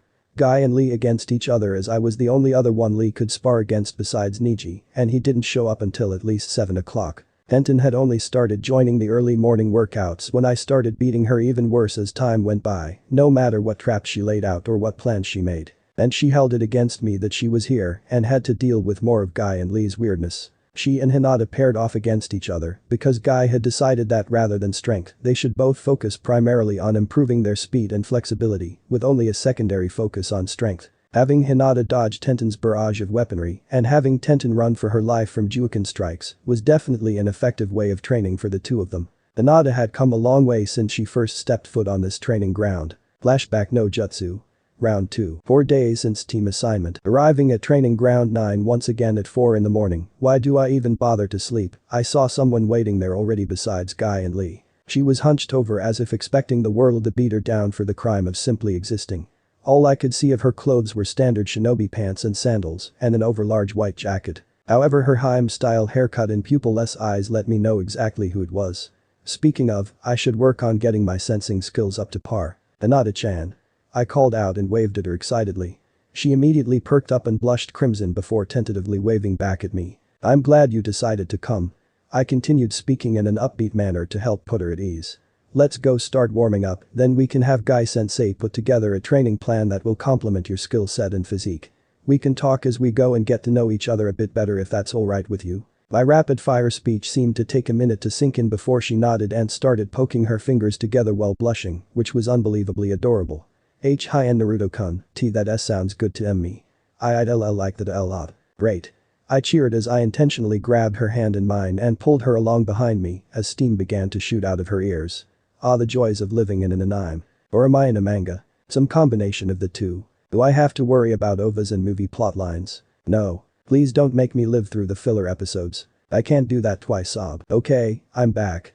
I won't worry about it for now. It didn't take long for Guy and Lee to take to Hinata, and once we all got her confidence up enough to actually try in sparring matches, she was pretty good. She just needed to work on her base parameters some more as she would learn her taijutsu techniques from her family, however gaining experience against other styles and improving her body's fitness could only help her as a kunoichi. By the end of the first hour she was gassed, but trying hard to push through. I had to sit her down and make sure she drank some water and took a breather. At the end of our early morning session, when Niji showed up, she gave him a polite greeting, thanked Guy, Lee, and me for letting her train with us, and promised she would return when her schedule allowed. I cheerfully waved her off and called out for her not to be bashful about saying hi if she saw me around. Then flashback no jutsu. That left me with Ino for a partner. Seeing as it was purely taijutsu, that didn't give me much of a challenge. Therefore I handicapped myself, only letting myself attack once she had attacked me 50 times. Even then I only did something like pushing her over or tripping her. I used the time in between in order to work on minimizing wasted movement, improving my ability to predict my opponent, my reflexes, and my speed. I did all of this while smiling at her and playfully pointing out all the faults in her form. Needless to say this infuriated her and made her exert herself ever harder to try and hit me and wipe the smirk off my face. She really lost it when I pulled out my book. I think being Naruto now has rubbed off on me. I don't think I've ever had so much fun messing with someone before. I'm so proud of myself. None of that meant she hadn't improved, because she had. Ino had made tremendous strides in improving herself, but that didn't mean I had to tell her that. After all, if I told her she was getting better then she would no doubt tease me, and I prefer to be the only one doing the teasing until we're at least 15 to 16. That way I can look at them as something other than children, even if I'm a child myself in body and somewhat in mentality. I'm not a child, I'm a super cool ninja. After all, even though I've lived a cumulative 30 plus years, retard Naruto's memories seem to be more prominent than the memories from my last life. Thank God the brain and personality from my former life seem to be just as prominent as Naruto's memories. Makes it a little less awkward when I wake up with a stiffy after dreaming about endurance training with Ino a few years down the road. Never mind, oops, she almost hit me that time, time to mock her and maybe Sasuke to keep her motivated. Stupid team. Flashback no jutsu. Round 3. 2 weeks after team assignment, walking over to training ground 10, I thought about how I would convince Asuma to teach me the basics of wind nature manipulation. Humming up blank, I figured I'd just wing it and I could always blame it on creative genius or say I read it in a book or something. So with a shrug I carried on and came across the expected and somewhat cliché scene. Asuma and Shikamaru were sitting across from each other with a shogi board in between them, Choji was sitting nearby in the shade with a bag of chips, and Ino was complaining. Complaining very loudly and shrilly, although it was practically melodious when compared to Sakura. So she had that going for her. They all looked up as I ambled towards them. Naruto, what are you doing here? Our team is using this training field so you should look for a different one. Ino said in a slightly surprised and condescending tone. Mama, I lazily flapped a hand at her, to Asuma's amusement. I'm here to talk to Asuma-sen about something, then I'll be out of your hair. Hey Shika, Choji, how's it going? I ignored how she flushed and a tick mark appeared on her forehead. Not bad Naruto, Asuma-sensei has the right idea about training. Choji replied with a wave and a smile in between chips. Troublesome blondes, Shikamaru muttered, then he spoke up, it was going well before you showed up, but I'm sure things are about to become troublesome again, now that you're here. Clearing his throat while looking up from the game board, Asuma asked, so Naruto, what did you want to ask me about? Well, I've been told you're the only person currently in the leaf that has a wind chakra nature, and I wanted to ask you if you'd give me any advice on it. I rubbed the back of my head and offered up a slightly foxy smile. Asuma almost dropped the cigarette that was hanging between his lips. What? You're already learning nature transformations. That's a Jonin level technique. What is Kakashi thinking? I'm in order then. Yes. I know. I'm not sure anyone knows or wants to. But that's not here or there, I'm learning more from Guy-sensei than by Kakashi. He hasn't even taught us anything yet, all we do is take a D rank or two, then do an hour of teamwork exercises, and then he bails. I gesticulated wildly to emphasize my point. He hasn't even mentioned tree climbing yet and I'm already so far past water walking on my own that it's not even funny. If I waited for him to teach me anything I'd stunt my growth as a shinobi as badly as the academy teachers did. I finished with a huff. Really? You haven't even learned that much yet? Ino asked in shock, possibly horrified by her Sasuke-kun's lackluster sensei. Well I have, but I did that on my own. My sensei is either too lazy or doesn't care enough to teach us anything. I said lightly, but with a hint disappointment in my voice. They all blinked at me. Naruto, you said you're past water walking, Asuma began. Knowing where he's going with this, I cut him off. Yep, mastered that a while back. Then I mastered it while doing the leaf sticking exercise at the same time. Then I mastered it while doing the leaf sticking and the leaf spinning exercises at the same time. Then I mastered it while fighting with Taijutsu for over an hour on top of the water's surface. Then I did that but through another jutsu that I know, so yeah. I'm pretty sure I'm well past simple water walking. I blithely ignored the stupefied look on Asuma and Shikamaru's faces and the confusion on Choji and Ino's. Okay Naruto, can you show me? I just want to make sure you've actually got it all down before I help you with something as advanced as nature manipulation. Asuma, being a reasonable adult, asked me for proof. I shrugged uncaringly, nodded my head, and followed along with the other genin as he led us to a stream not far from their training ground. Without waiting for him to say anything, I simply walked out onto the water as if it was solid and blurred through some hand seals. Well, blurred is relative, it was a blur for anyone around or below Chunin rank, but it was only fairly impressive for someone like Asuma. Blind style. Great breakthrough, I said quietly before releasing my overpowered jutsu. I had tried to hold back on the amount of chakra I used, so only a few trees were ripped out of the ground and flung off into the forest. Then I made my favorite cross-shaped hand seal. Shadow clone jutsu. Suddenly it wasn't just me standing on the water, but 50 Narutos.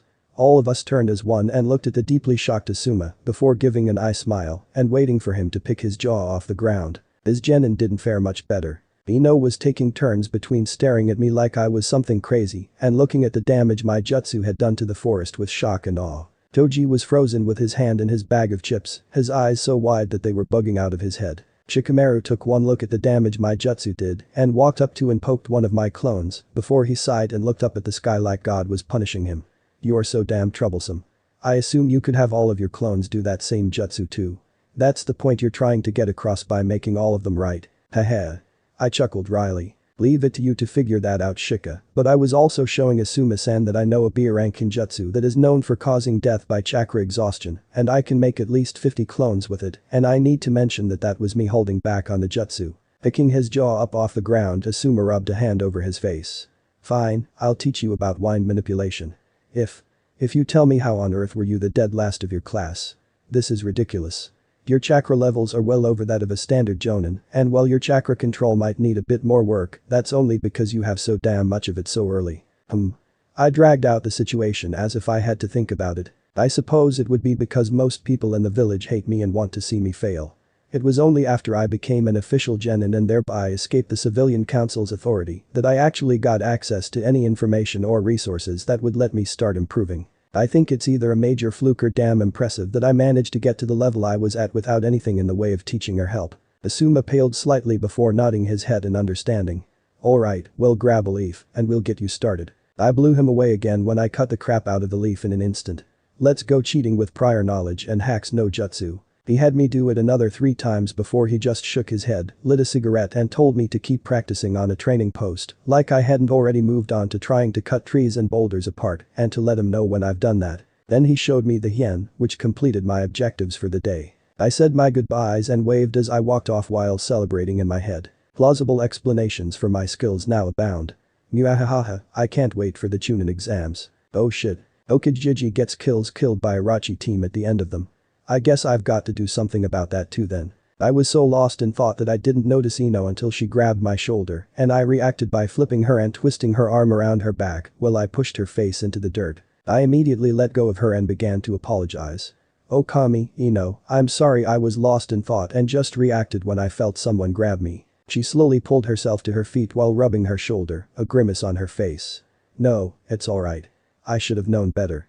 We are ninja after all. She offered me a slightly embarrassed smile. Man, she's cute, I thought before I rapidly shook my head and returned her smile. As she watched me, her smile turned sly and teasing before she struck a pose. What were you thinking, Naruto? Something about how gorgeous I am? Sorry to say, but I'm taken. Sasu-kun is the only one for me, even if you are pretty cute now that you're no longer a midget. But your mask is a bit dumb. She threw me a wink to take the sting out of her words. Mama. I like my mask, it adds to my growing mystery.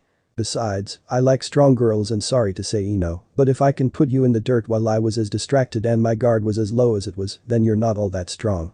Especially since you're handicapping yourself by dieting.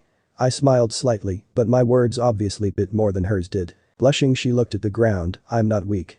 She tried to sound indignant. That's what I wanted to talk to you about. She looked back up at me. For one, I'm sure my team will be training harder now that Asuma-sensei has seen what we're going to be compared to. But I also wanted to ask if you would mind training with me sometime. You've improved really fast from where you were in the academy, and I don't want to be left behind everyone else, especially Sasuke-kun and forehead. Even if it means giving up on dieting. She finished quietly. Sure, Ino, you're welcome to train with me whenever you like as long as you stop dieting. I start at 4 in the morning at training ground 9 every day. Hinata joins me most days, and Tenten is sometimes there, so you'll also have some girls to spar and talk with. At this point I sighed heavily. And I don't think you have to worry about Sakura leaving you behind. She doesn't take being a kunoichi very seriously, and it actually worries me a bit. Sasuke, however. She leaned and looking excited, I'll give him this, he's good. He was definitely the best out of the academy, and he'll be one of the best in a few months, but our sensei isn't teaching us, and he pushes everyone else away. There is only so far he can go on his own before he hits a wall, and when he does I hope he accepts help. I said solemnly as she looked at me in confusion. Her mouth opened to defend her Sasuke-kun before she froze as if thinking over what I actually said. After a moment she looked at me appraisingly before nodding. I'll see you tomorrow bright and early then Naruto.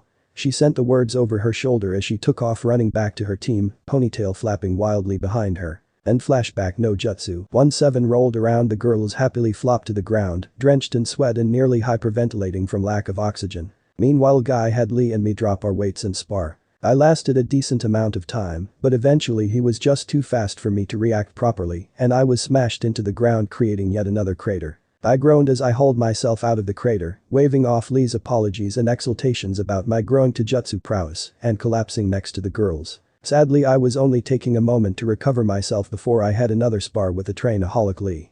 What I don't do to grow stronger. Not so fun now is it? Ino giggled and smirked smugly at me. Now you're the one getting put in the dirt and laid out on your back. Both Hinata and Tenten joined her in her giggles. Mama, I'm having plenty of fun. I joked in return before pulling my mask away from my face. Not enough for anyone to see it, but enough to stick out my tongue. Besides, while I can do just fine on my back, the ladies tell me that they have more fun when they're on their backs. Then I extended my tongue to around 2 feet and wiggled it back and forth. They all immediately fell silent and blushed furiously. That's disgusting. Tenten said, her face distorted to express just how gross it actually was. They certainly don't seem to think so. I replied with more than a little smugness as I let my tongue return to my mouth and replaced my mask. Tenten turned to see what I was talking about. She was just in time to witness Ino and Hinata blushing a fetching scarlet from chest to forehead. Ino's eyes were slightly glazed and she had a stream of drool running down her chin, while Hinata's eyes had changed into swirls, steam was shooting out of her ears with a whistling sound, and blood was dribbling out of one of her nostrils. It was apparently too stimulating of an image as Hinata's consciousness ultimately gave out with a final spurt of blood that blew her backward several meters. Ino just seemed to be in her own little world. Sasuke-kun and Naruto. Sasuke-kun is so cool and aloof but Naruto is tall and ripped and that tongue haha, maybe I'd have them take turns. I snapped my fingers in front of her face a few times before she came back to herself and casually wiped the drool off her chin and then pretended it had never been there. That was an interesting technique Naruto. Where'd you learn something like that? She blushed and began to drool again. And can you do the same for other extremities? Other extremities? Tenten cocked her head to the side. Like his arms or legs? Not quite. Ino said with a salacious grin. But I suppose you could consider it a leg if it's big enough. She had to think about it for a moment, but Tenten eventually understood. Gross. She bellowed before she began smacking the back of her head screaming. Get it out. Get it out of my head. Oh stop being such a child, you're a shinobi, and what's more, you're a kunoichi. Using our bodies as weapons and leverage is basically in the job description. And despite being a bit of a dick when he spars, Naruto isn't that bad of a guy to look at or be around. Ino defended herself with a huff. Why thank you Ino, I didn't know you felt that way. What will Sasuke say when I tell him and he thinks you're leaving him for someone else? Especially since I think you aren't that bad on the eyes either, for a fragile little flower. I blew her a kiss and to my surprise a bright pink heart flew off my hand and towards her in slow spiraling circles. Ino seemed equally surprised and froze. The heart was almost at her cheek before its flight is abruptly halted by a kunai piercing through it. What the fuck was that? Tenten asked with another kunai ready. I don't actually know. I've never done that before. I respond, my eyes still glued on the tiny little heart that seemed to struggle to complete its journey before giving up the ghost and dissolving into pink sparkles. I have another sensei besides Guy and Bakakashi and I'm going to blame her for this. Most of the things that go wrong for me these days are her fault anyway, even if she did teach me the tongue thing. I shook my head like a dog shedding water. Who's your other sensei? Ino asked, still focused on where the heart was before it disappeared. The craziest, sexiest, scariest, and did I mention craziest Kunoichi in Konoha, Mitarashi Anko. I might not have emphasized how crazy she is enough or how sexy. I sighed and stood to head back into the hell that was sparring in pure taijutsu with Lee. Oh, and Ino? I looked back over my shoulder. Yeah, Naruto? She finally looked away from where the last of the pink sparkles had faded away with a somewhat wistful look on her face. I can use it on my other extremities, but I don't think I'll ever need to. You can ask Hinata about it later.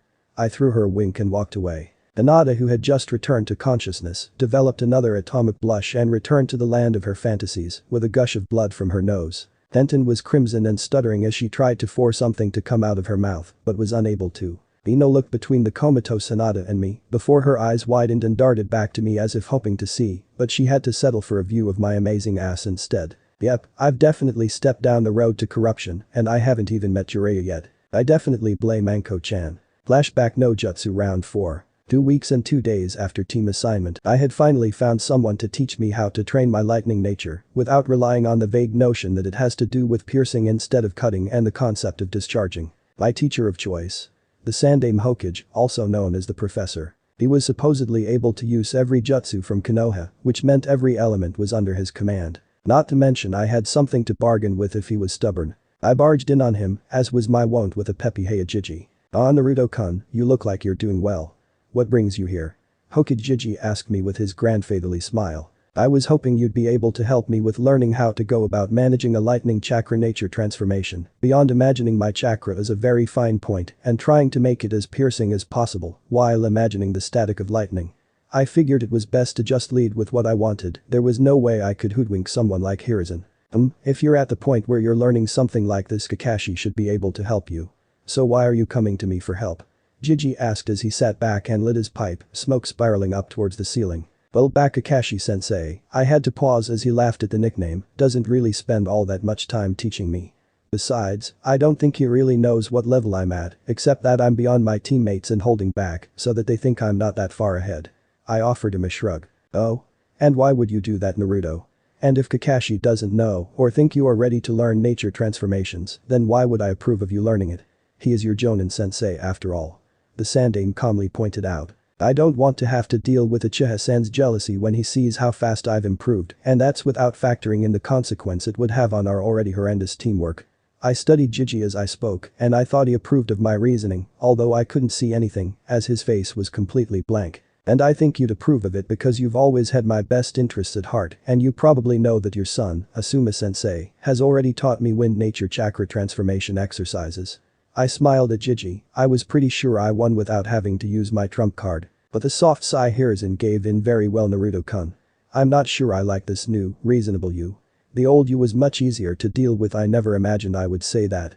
Oh well, here is how you are supposed to do it. He then proceeded to explain the methods to me over the course of the next few minutes before we decided to grab lunch together. We ran into Konohamaru along the way, so I sent a clone to train and play with my minion and his friends. After lunch, Hokage Gigi sent me on my way and I hurried towards the Forest of Death, my go-to spot for secret training. I spawned 600 clones and assigned 100 to wind nature transformation, 300 to lightning nature transformation, 50 to taijutsu katas, 50 to work on my sensing capabilities, 50 to work on my hand seals, and the final 50 to work on my fuinjutsu skills. Personally, I began to exercise once again. My Kyuubi enhanced Uzumaki healing factor having already restored much of my energy, stamina, and muscle strength from my grueling morning training with Guy, Lee, Hinata, and Ino. Side note, Tenten may be joining the group soon as she's seen how fast they are improving, and I keep beating her worse and worse every time we spar. In the midst of my 12th set of strength building exercises, I detected something close by.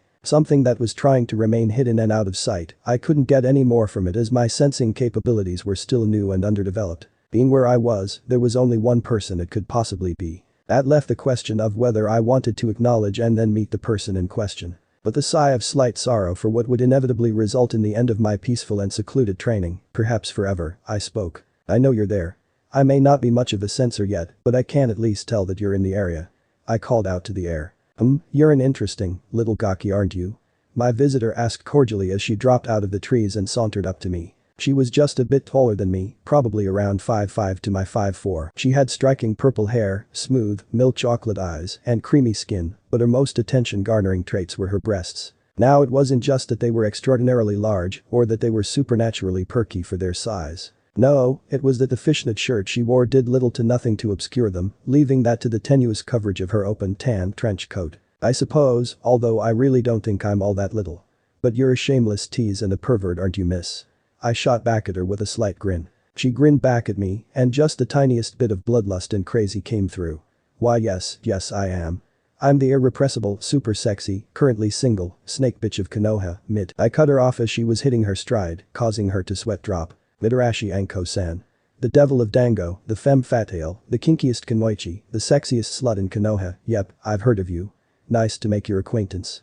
I offered her with an eye smile. Anko seemed taken aback by my knowledge of her and the various monikers I mentioned. She got over it quickly and puffed up with pride. So what's your name, Gaki? And what are you doing way out here by my stomping grounds with all your friends? She seemed to have just realized that all the other blondes running around were in fact shadow clones. The names Uzumaki Naruto, village pariah, dead last of his class, demon child, that child, orphan, Kyuubi brat, and apparently Gaki. Among other less pleasant names, at your service milady. I performed a dramatic bow. And I am out here training with a stupid amount of shadow clones because I don't want to have to explain how I can do all of this to some people. I am supposed to be a dope or at least a weakling after all. I shouldn't trample on the village's hard work to keep me stupid and inept. They put in a lot of effort after all, it would be rude to disregard that. I said ironically. She just looked at me for a second as if unsure of how to proceed. Then she collected herself and grinned at me again. Well, don't we make a pair? She asked happily. But are you sure it's fine to mention the Kyuubi to me? I could be one of the people who hate you. Anko slid in close to me and pushed her breasts up in front of my face. Blushing slightly, I blatantly took a nice long look at her cleavage, appreciating her exceptional assets. Well, as long as those two like me, I think I'm good. She burst out laughing and busted a gut, ending up leaning on me to keep herself upright. Not that I minded, I was paying more attention to her lethal weapons pressing against me. You know what, Gaki? I like you, you've got guts, and a few more years, and my girls here just might take a liking to you too. So here's what's going to happen. Anko was all smiles. I couldn't help but think it was a nice smile. I'm going to let you train here, Blondie-kun. I may even throw in some help now and then if you ask nicely. Her smile turned a bit predatory and the crazy flared in her eyes at this point. In return, you're going to help me with a few things and you get the privilege to treat yours truly, your very own, unbelievably sexy, Anko Nita Dango. She finished with a cheer, her eyes daring me to say no. I smiled at her. Sure thing, Anko-chan, as long as we can have ramen every once in a while. I studiously avoid calling her my sister if we ever hooked up, and that is a possibility considering how estranged we both are from most of the village. It would be really awkward. Or it could be hot, really, really hot. What? I'm talking about boinking with Anko, of course it's going to be kinky. But one question before we start. Why do you have a mask like Haddock, Blondie-kun? Anko asked with sheer, snapping me out of my hormone-powered delusion. Well, Bakakashi is my Jonin sensei, so I mostly wear it to mess with him. However, it does lend a certain mystique when people don't remember what you look like and it helps hide my facial expressions. I volunteered easily as she once again draped herself all over me, sending me to hormone heaven while she cackled at my nickname for Kakashi. Wait a minute. Start. Start what? Say, Anko-chan. I asked hesitantly, fearing I knew what was to come. Yes, Blondie-kun. And it's Anko ni, repeat after me. Anko-ne. Her arms had snaked around me, and while I was relishing in the feel of her chest squashed against mine, I was also starting to worry about what was to come. I know I'm really going to regret asking, but what are we starting? I asked as I subtly leaned into Anko-chan to get a better feel of her breasts, causing her grin to widen until it almost split her face. I'm glad you asked, Blondie-kun. She leaned in and her tongue ran up my neck and caressed my ear before she blew into it gently. It's a fun, little game we're going to play together. Just the two of us all by ourselves. She was purring into my ear, each word dripping with sexuality, and even though I knew better I was reacting to it, I like to call it death tag. I couldn't help but moan at her sheer sexuality. I was stiff as a bow staff and pressed up against her stomach, even as I groaned at the hell I knew was coming my way. You really like your new Anko ni, don't you, Blondie-kun? She teased me with a grin as she rubbed herself against my front, almost driving coherent thought out of my simple, horny teenage mind. I didn't know my Blondie-kun would be so perverted, but that's okay, you're cute when you moan for me. I wonder how cute you'll be when you scream in agony for me, and Anko had descended fully into batshit insane mode. Or was it snake shit insane? No matter, as either way she whipped out a kunai and cut a line in my cheek while grinding against me and violating my wound with her tongue. Is it wrong that she turned me on even more by doing that? I let her know too by grunting at the pain before I wrapped my arms around her waist, pulled her closer to me, and brazenly groped her ass. Does Blondie-kun like it when I play her off? Anko mocked, but I could tell that she was surprised by my actions. Not to mention turned on. Yes. I nodded rapidly. I like it very, very much. However, I'm going to start running now. I used a hand seal-less substitution jutsu to replace myself with a quickly formed clone and took off running.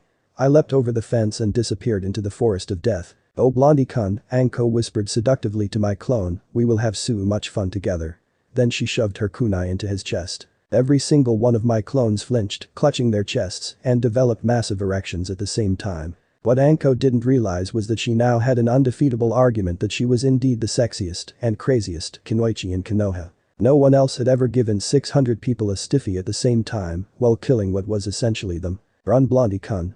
Anko roared with bloodthirsty glee as she followed me into her forested domain. Run for your Anko ni. And flashback no jutsu. After wrapping up my spars with Lee, I limped my way to training ground 7. Sitting down in the branches of a tree to avoid having to interact with either of my teammates, I pulled out my book on intermediate sealing and began to read as I recovered. 30 minutes after I arrived, Kakashi showed up. So I jumped down from my spot in the tree and walked over. I have a special mission for us today. Kakashi seemed happy about this mission, too happy. So, we're finally going after the infamous Tora? I asked, dearly hoping to ruin his fun at our expense. Silver hair drooping with the rest of his body, he complained. Why do you have to take all of the fun out of being a Jonin sensei, Naruto? And how do you always know about this stuff anyway? Mama, I wouldn't say I take all the fun out of it. I mean you could teach us something after all. I said with a lazy careless shrug, still reading my book. Kakashi responded with a similar shrug, not pointing out how I neglected to mention where I got my information. Well, come on then, might as well get this over with. Kakashi made it clear that I couldn't use shadow clones to help catch Tora and that we would need to work together to succeed in a reasonable amount of time. We broke the record for catching Tora. While we did work together, I also cheated. I made seal-less shadow clones as we made our way to Gigi's office to pick up our mission and used my developing sensory skills to pinpoint the damn cat. I led my team to her with the excuse of a gut feeling. We surrounded her and I swooped in and grabbed her by the scruff of her neck. One Anko patented I'll gut you, bathe in your blood, and use your organs as bath toy smile backed by my kai, and she docilely allowed me to carry her back to Gigi's office and even pet her a bit. All the way back Kakashi cried in tears and complained about me ruining everything while dark storm clouds rained on his head. When we walked in Gigi and Iruka-sensei were shocked to say the least, especially at how well behaved the demon cat was with me. Even when Tora was being smothered and suffocated by the daimyo's wife. However, immediately after they left my presence, Tora made a break for it again, just as we were being offered another mission. Or you could catch Tora again. Hiruzen proposed with a quiet chuckle. Come on Gigi. I said tiredly. We've done so many of these D ranks. Hell, I've even been sending shadow clone squads to do more under our team name each day, so we probably have the most D ranks completed by any genin team. Rookie or otherwise. Iruka-sensei checked the listings and blanched. Wow. Why yeah, far and away the most. He recovered quickly though. However, that doesn't mean you're ready to take a higher level mission. You have to work your way up like everyone else. Yeah, Iruka-sensei. I waved at him lazily before turning back to Hiruzen. So Gigi, what do you say? I smiled at him winningly as Sakura and Sasuke looked on interestedly. Both of my teammates were just as sick of D rank missions as I was, well maybe not quite that much. I don't know Naruto, maybe I can find a simple C rank mission for your team. He began before lifting a finger to cut off any celebration. If your sensei approves. Kakashi looked up from his book and I smiled. No. Turning to me his eye smile grew. You ruin my joy and I ruin yours. Then he turned back to his book. There you have it. The decision is ultimately up to your Jonin sensei. Hiruzen said, although he was disappointed by Kakashi's reason to decline the mission. What if I tell you the secret to defeating paperwork? I offered while motioning to the hills of forms towering from their places on Gigi's desk. Was it just me, or had the amount somehow grown since we had been talking? What? Hiruzen shrieked louder and more shrilly than Sakura would ever manage. You know the secret. Truly. I can finally vanquish my most hated eternal foe. The Sandame's eyes were burning with desire and unholy glee. If you can gift me with this knowledge I will let you take any C rank mission you desire. And when the time comes I'll let you pick your first B rank and A rank missions. Please tell your Gigi, Naruto-kun. I beg of you. It was more than a little disconcerting to see the Sandame Hokage, the professor and god of shinobi on his knees, bargaining with a mere genin. Mama, no need to go so far as to kneel Gigi. I reached down to pull him to his feet and he headed back to his desk. Did the paperwork stacks grow again? Are the Anbu doing this? Is paperwork alive in this world? Is Hagoromo using creation of all things to make more of it? I refocused on Hiruzen, raised one finger and said 2 words. Shadow clones. Hiruzen froze for a moment before he began to giggle like a little girl. Shadow clones. Fucking shadow clones. That's how he did it. The giggles shifted into deranged cackling. So much for the famed professor. Stupid Hiruzen. Stupid, stupid, stupid. But. Now I'm free. Shadow clone jutsu.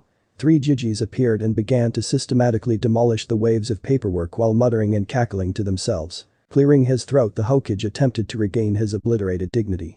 Thank you for that, Naruto-kun, you have no idea how grateful I am. We have an idea. Everyone else, besides his clones, deadpanned in unison. So what type of C rank would you like, Naruto? Hiruzen inquired. What do you have in the way of escort missions? I asked with a smirk hidden behind my mask. After ignoring the attempts of my teammates to get my attention and Bakakashi to glare through my head, I cheerfully selected the wave escort mission. I mused aloud, explaining my supposed reasoning for my choice. Well, a low priority escort mission is perfect for us. Bakakashi doesn't have to put in much effort. It's not very likely that we will encounter more than bandits or perhaps a low-ranked missing nin if we are especially unlucky, and he can take care of anyone below A rank easily. I jerked my chin at the Cyclops, who seemed torn between beaming at me for praising him or glaring at me for ruining his fun. In addition, Haruno-san, Uchiha-san, and I not only get a chance to prove ourselves on a slightly higher ranked mission, but also acquire invaluable experience outside of Konoha. We'll take this one. I decided with a firm nod. Well reasoned. Hiruzen intoned with a solemn nod, still trying to salvage his ruined dignity. No one was buying it. Turning to Iruka, he gave his order. Alright, call in Tazuna-san. Then a few minutes of awkward silence later, he stumbled in. Drunk as a skunk and twice as smelly, Tazuna, the bridge builder and hope of Nami no Kuni, the land of the waves. I have to say I was a bit excited to see Sasuke and Sakura's reactions to him. What he exclaimed before belching slightly. A bunch of snot-nosed brats are supposed to guard me? He punctuated his question with a sloppy gesticulation using a half-empty sake bottle. An emo pretty boy who looks like he was sodomized recently, and a little girl who looks like she'd be a better stalker than a ninja with pie. Is that really pink hair? Sasuke's face twisted in offended arrogance, making him look like he was constipated as a result of his recent sodomization, and Sakura had turned into actual stone, jaw literally on the floor.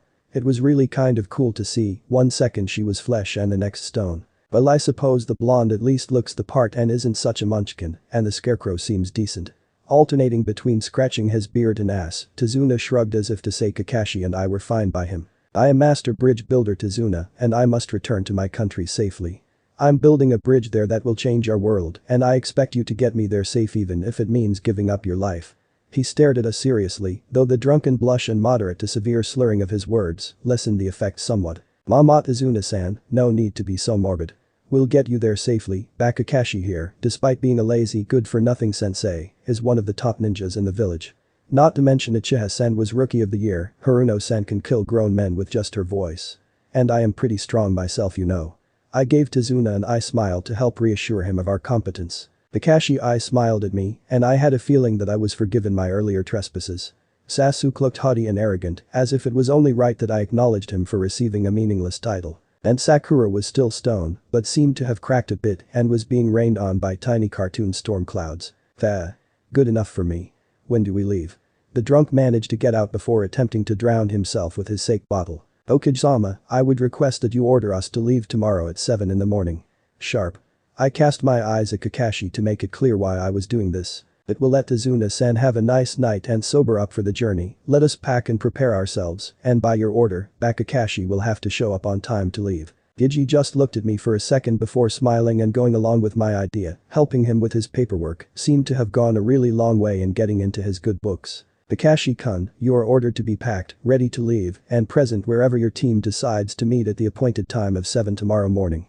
You will then leave for your mission without delay or deliberate sabotage. Hiruzen smirked at Kakashi, whose eye was wide and filled with horror and betrayal at the thought that he wouldn't be able to be late. As we all left, the Sandaime pulled out his own copy of Icha Icha and thought to himself, maybe you're not so far from taking this hat from me after all, Naruto-kun. Looking at his shadow clones and the now almost overflowing completed bin of paperwork, he compared it to the rapidly depleting bin holding his remaining work. Hiruzen couldn't help but think that maybe holding on for a few more years wouldn't be so bad now that he knew the Yondaime's secret. Maybe now he could get out and sneak some training in. His skills had certainly suffered from neglect.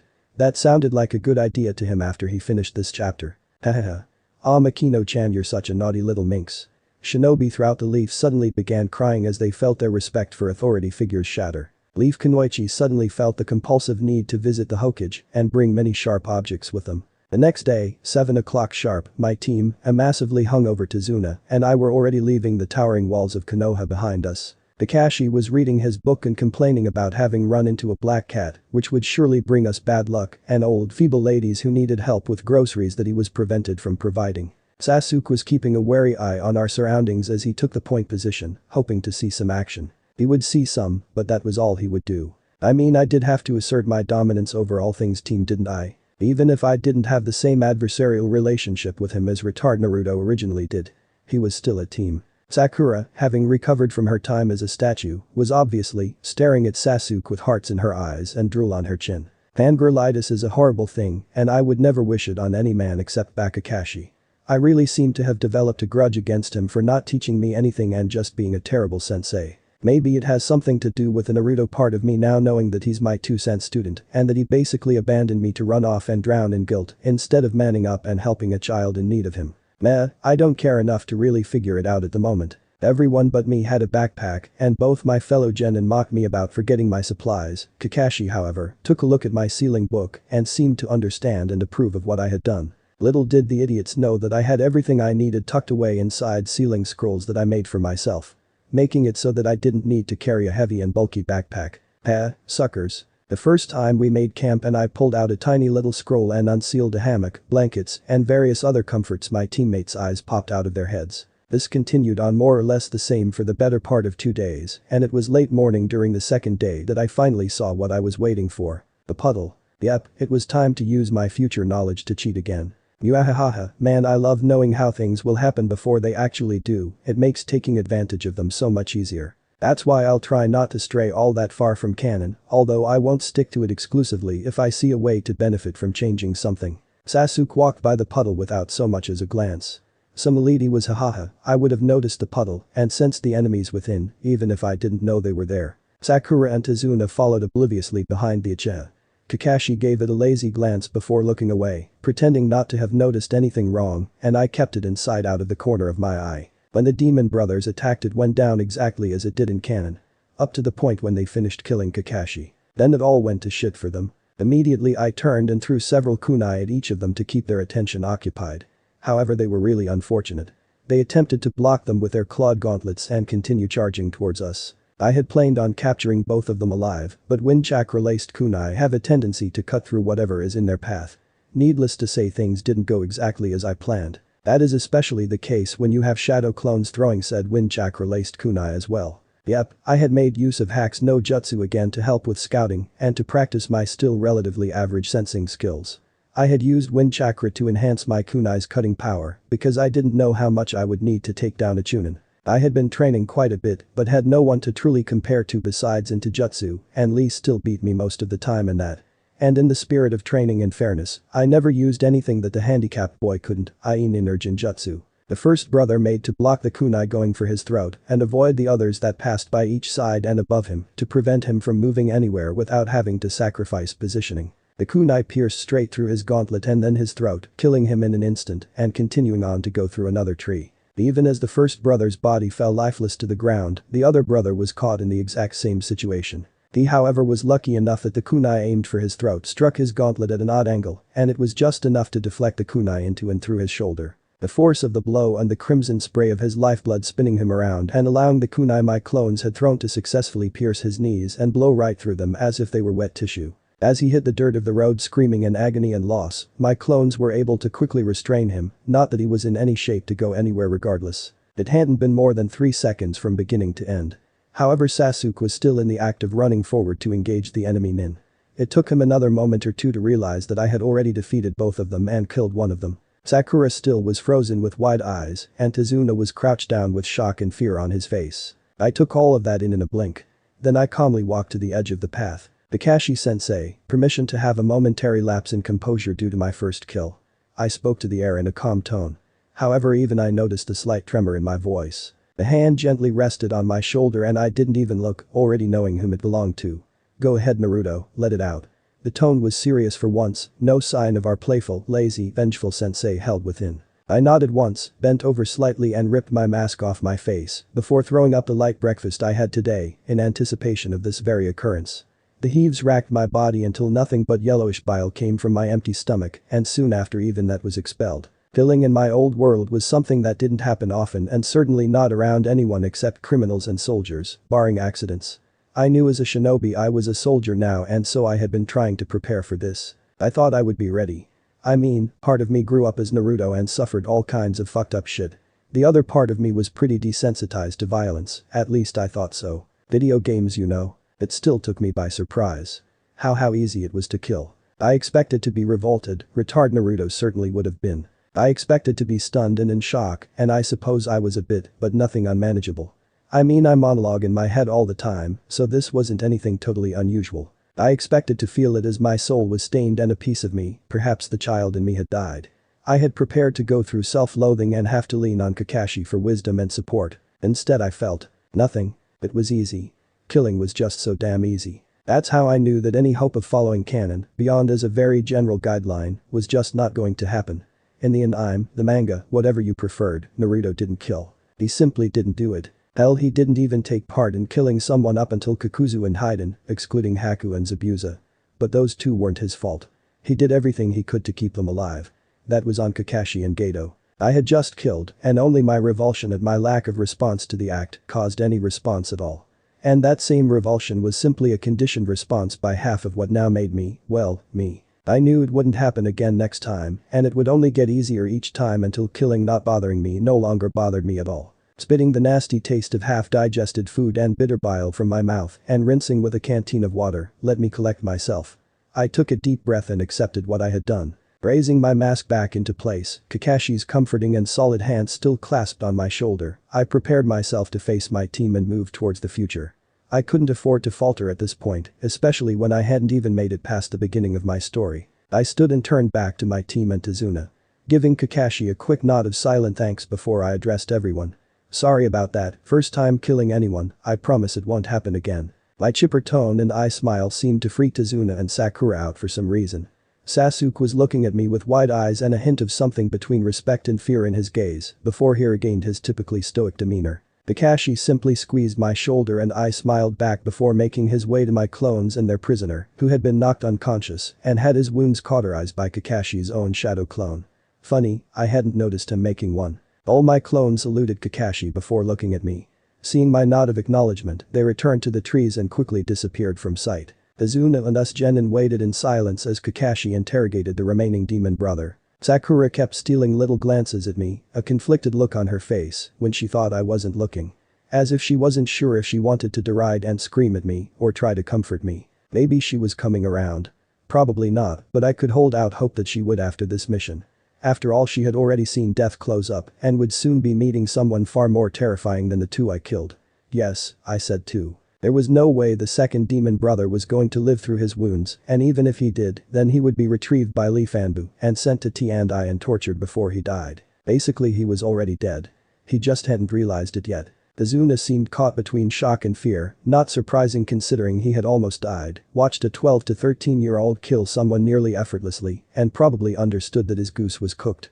Kakashi was onto him now. Sasuke was keeping an eye on our surroundings, probably trying to spot my clones, while keeping track of me out of the corner of his eye. Was that out of respect and/or concern? Nah, probably out of jealousy of my power, maybe some grudging respect and a hint of wariness. Me? Well, I was once again imitating Kakashi and had buried my nose in my bingo book.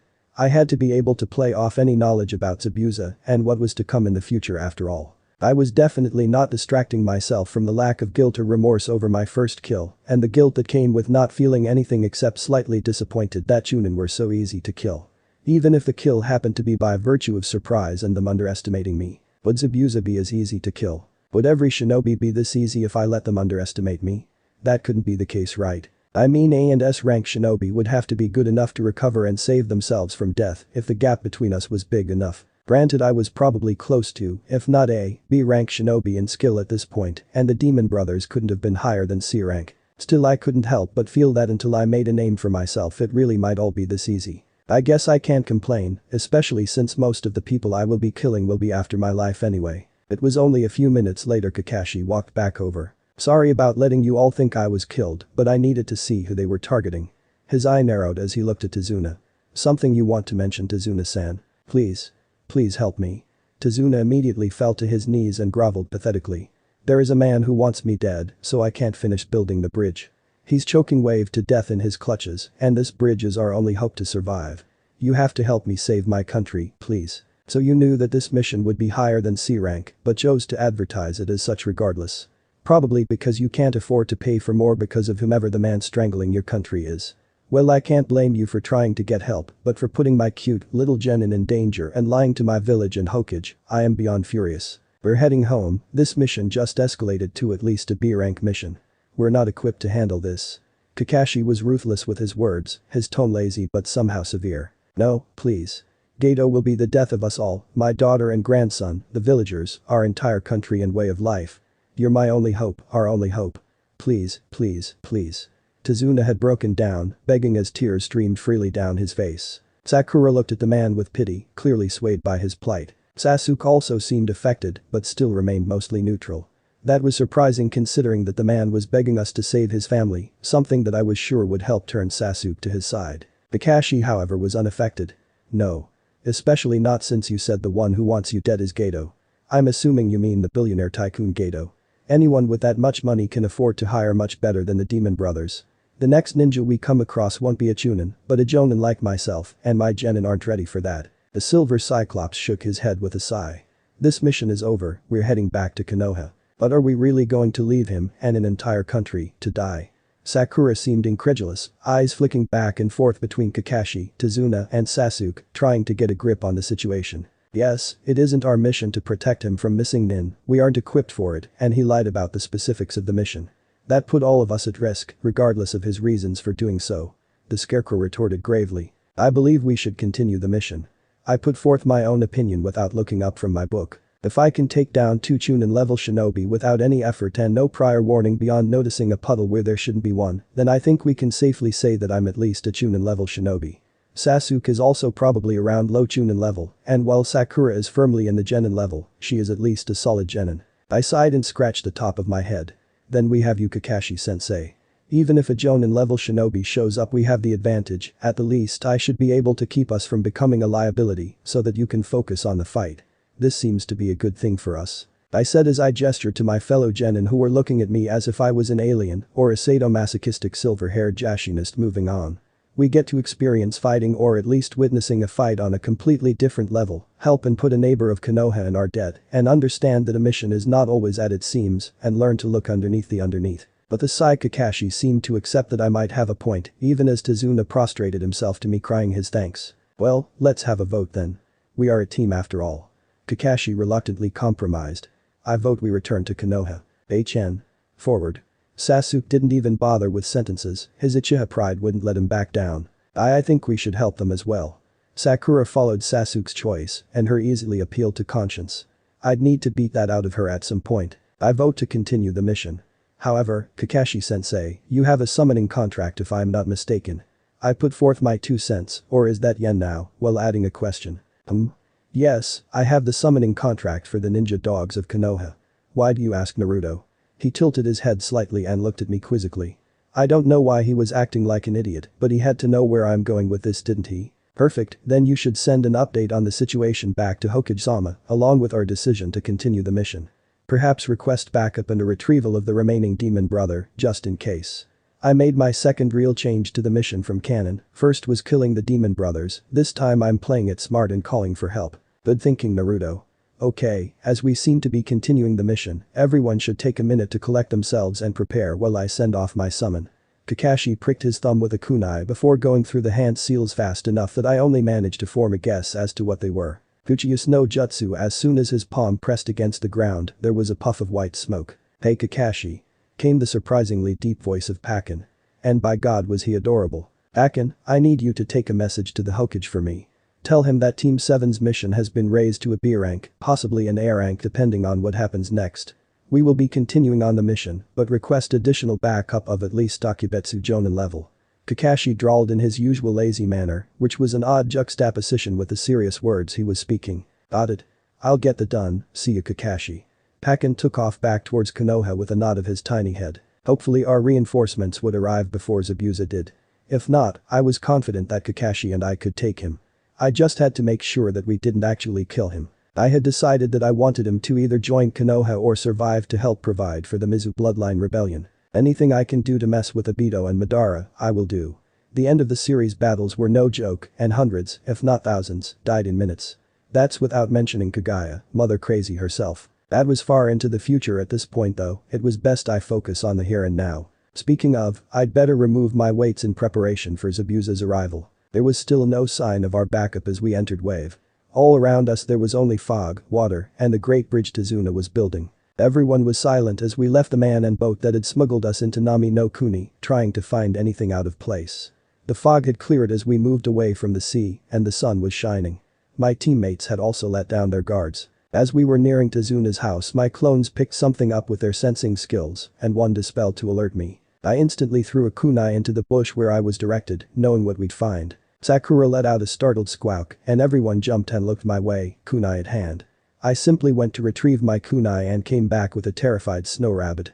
Sakura looked like she wanted to berate me, but thought better of it. She was probably remembering how I embarrassed her during our spar, or that I had my first kill recently. I looked straight at Kakashi, ignoring everyone else. It's the wrong color, meaning it was raised inside. Kawarimi. His eye widened and he yelled out. Get down. Luckily I was already pulling Sakura and Tazuna to the ground before he even finished his first word. He and Sasuke both hit the dirt in time for a giant buzzsaw of screaming, metal, death to pass over all of our heads. The sword, because it was a sword despite its ridiculous size, finished its flight by burying its blade into a tree and a form landed on its handle. Lamachi Zabuza, Demon of the Mist, a rank missing nin from Kurigakure. Master of the silent assassination technique, my bingo book says you have quite the bounty. Why is someone like you working for someone like Gato? I spoke in a bored tone before anyone else could. Besides a few short, speculative glances thrown my way everyone kept their eyes on Zabuza. Not bad kid. You've done your homework and you know who my employer is, but why I'm working for him doesn't matter to you. Leave the bridge builder and go, or you'll all die here. Zabuza looked over his shoulder as he delivered his ultimatum in a growl. You know we can't do that. Naruto, Sasuke, Sakura, protect Tazuna. I'll need to focus solely on him if I want to survive. We surrounded Tazuna while Kakashi slowly lifted his headband off his hidden eye. Kakashi of the Sharingan, it's an honor that you're already pulling out your trump card in order to fight me. Zabuza growled out. However, it means nothing if you can't see me. Water style. Hiding in the mist rose up from the ground, thick and ominous, and soon obscured Zabuza and our surroundings from view. That was when his Kai hit us. It was suffocating, I could feel death breathing behind me. I could feel it stealing up upon me and slowly ripping my life from my body, making it impossible to breathe. I abruptly realized that I wasn't breathing and desperately released my own Kai in the hopes of mitigating the oppressive feeling of my own mortality. Thankfully it worked to an extent and I was able to suck in a gasping breath. However, even then I was severely shaken and no longer worried that killing A rank and above shinobi would be anywhere near easy. I didn't know if the Kai affected me so much because I had never experienced it to this extent before or because our levels were far more different than I had thought. The rest of my team besides Kakashi were shaking in fear and Sasuke's kunai was inching towards his own throat until Kakashi made his dramatic promise to not let his comrades, us, die. It would have been much more reassuring if I didn't know that his last team of comrades did die on him. You shouldn't make promises you can't keep. Zabuza snarled with laughter in his voice. 8 points to choose from. Larynx, spine, liver, lungs, jugular, subclavian artery, kidneys, and heart.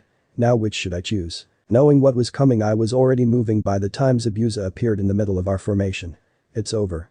He crowed, but I had already buried my kunai in his throat as Kakashi sped towards us. The Zabuza I had stabbed dissolved into water, showing it was a water clone, even as another Zabuza appeared to my left, ready to strike me down. I avoided being bisected by Kubikirabacho by throwing myself to my right and rolling into a defensive stance, presenting my right side and making myself as small a target as possible, as Kakashi stabbed this new Zabuza in the gut while he was busy trying to see what color my insides were. As that Zabuza also turned into water, revealed to be another water clone, yet again Zabuza materialized behind Kakashi. Die.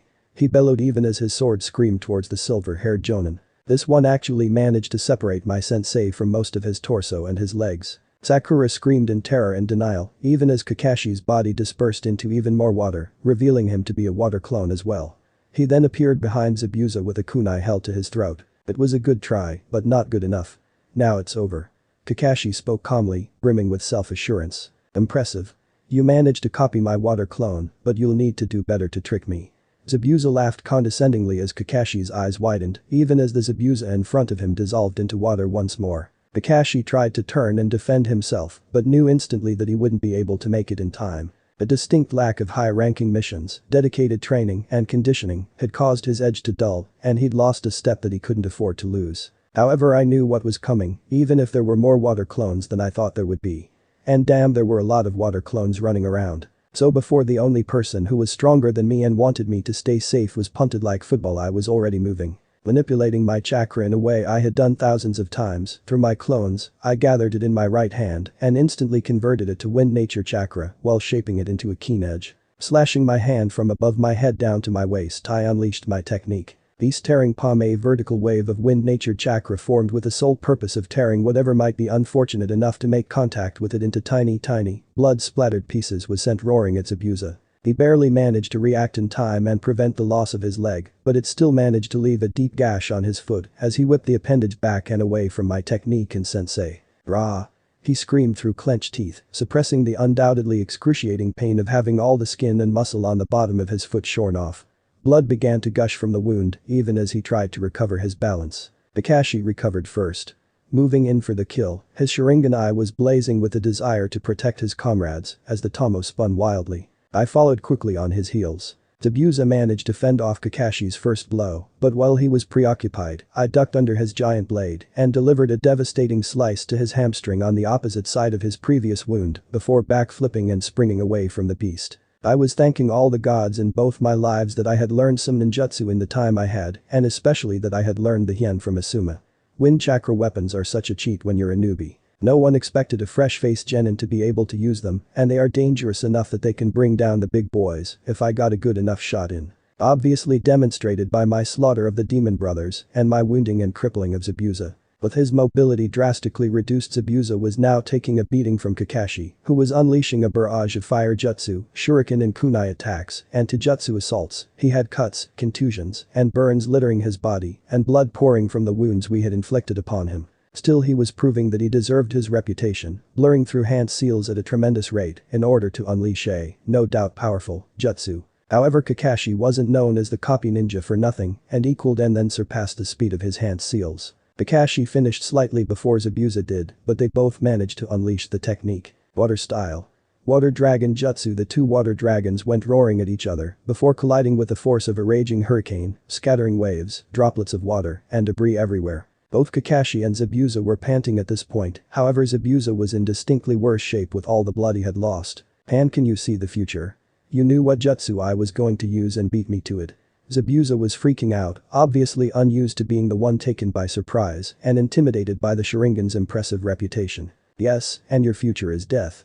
This is the end," Kakashi shouted as he blurred those hand seals at a rate eclipsing anything I had seen before. Didori. Suddenly the air was filled with the sound of hundreds of chirping birds, all singing at once, as his hand glowed a distinct and unearthly blue. Then he vanished, moving with such speed that I momentarily lost sight of him before reappearing with his hand tearing through Zabuza's side as the demon of the mist somehow anticipated the attack and flung himself sideways. He just barely managed to prevent Kakashi's technique from piercing through his heart. There was a hole where flesh used to exist, burnt black by the electrical discharge of the Arank assassination technique. Zabuza slowly fell to the ground and began coughing up copious amounts of blood, unable to so much as move or speak. I joined Kakashi as we made our way towards the downed missing nin, side by side, ready to finish him off. When Senbin came flying out of the air to impale our enemy's neck, causing him to lose all signs of life and flop lifelessly to the ground. Kakashi and I both whipped around and fell into defensive stances as another person appeared, dressed as a Kiri Hunter nin. "I have been following him for quite some time, and you gave me a chance to kill him. You have my thanks." The masked Hunter nin, who I knew to be Haku, picked up the body and hefted it onto his shoulder. "Happy to help, Hunter-san," Kakashi drawled while maintaining his ready stance, but I could see the exhaustion creeping over his visage. I remained silent, no need to mess up a good thing with everything going mostly according to canon except Zabuza a bit more banged up and Kakashi a bit less. But the nod, the fake Hunter nin disappeared with Zabuza over his shoulder. I immediately turned to Kakashi and yanked his hit I-8 down to cover his Sharingan and tossed one of his arms over my shoulders. You back Kakashi. We had him. There was no need to use such a chakra-intensive jutsu, we could have just outlasted him and kept him busy with lower-rank jutsu. Now you're going to be suffering from chakra exhaustion for the next few days. I berated my irresponsible sensei on his bonehead move, although it's not as bad as it could be. At least you're still able to move and haven't passed out yet. Said moron chuckling weakly cut my Kakashi bashing short. His tone was relaxed, but a hint of steely resolve lay underneath the surface. You're right, but I can't help that I want to keep my precious student safe. That shut me up. Besides, I couldn't let my student, the dead last of his age group, say he did more damage to Mamachi's abuser, the demon of the mist, than I did, now could I? He cheerily asked me as if I would agree with his reasoning. Idiotic, perverted, lazy, good-for-nothing Bakakashi. That's your reason? Moron. I muttered darkly, promising him pain in the future. Thank you, Naruto. Once again Kakashi's tone had turned serious. You had my back and covered me when I made a mistake that I could have paid for with all of our lives. You prevented that from happening, so thank you. And good job. Yeah, I guess. You're welcome, happy to help. I didn't know what to say to that. Retard Naruto was never good at receiving compliments, and that seemed to have carried over to some extent. Sasuke, Sakura, bring Tazuna and let's hurry to his house. I'm exhausted and need to rest and recover. Kakashi ordered the remainder of our team and spurred them into action, finally. Sasuke was fuming about his lack of use during the battle. Resentment and jealousy filled the air around him in a palpable cloud. Tazuna quickly took the lead, hurrying to put distance between the emo with a power fetish and himself. Even Sakura seems to realize that something bad was going on with Sasuke and kept glancing between him and me worriedly. When we reached Tazuna's house, he hustled us inside, where we were greeted by his daughter Tsunami, a beautiful woman who epitomized the phrase Yamato Nadeshiko. She kindly welcomed us into her home and showed me where I could leave Kakashi to rest for the night. As I lowered him to the bed, he already seemed asleep, so I turned and made to leave. He reached out and caught my arm. Thank you again, Naruto, I might not have made it if it wasn't for you. You saved my life and most likely those of everyone else in the team. Kakashi began before his serious tone gave way to a small tired smile. But you've grown remarkably, Naruto.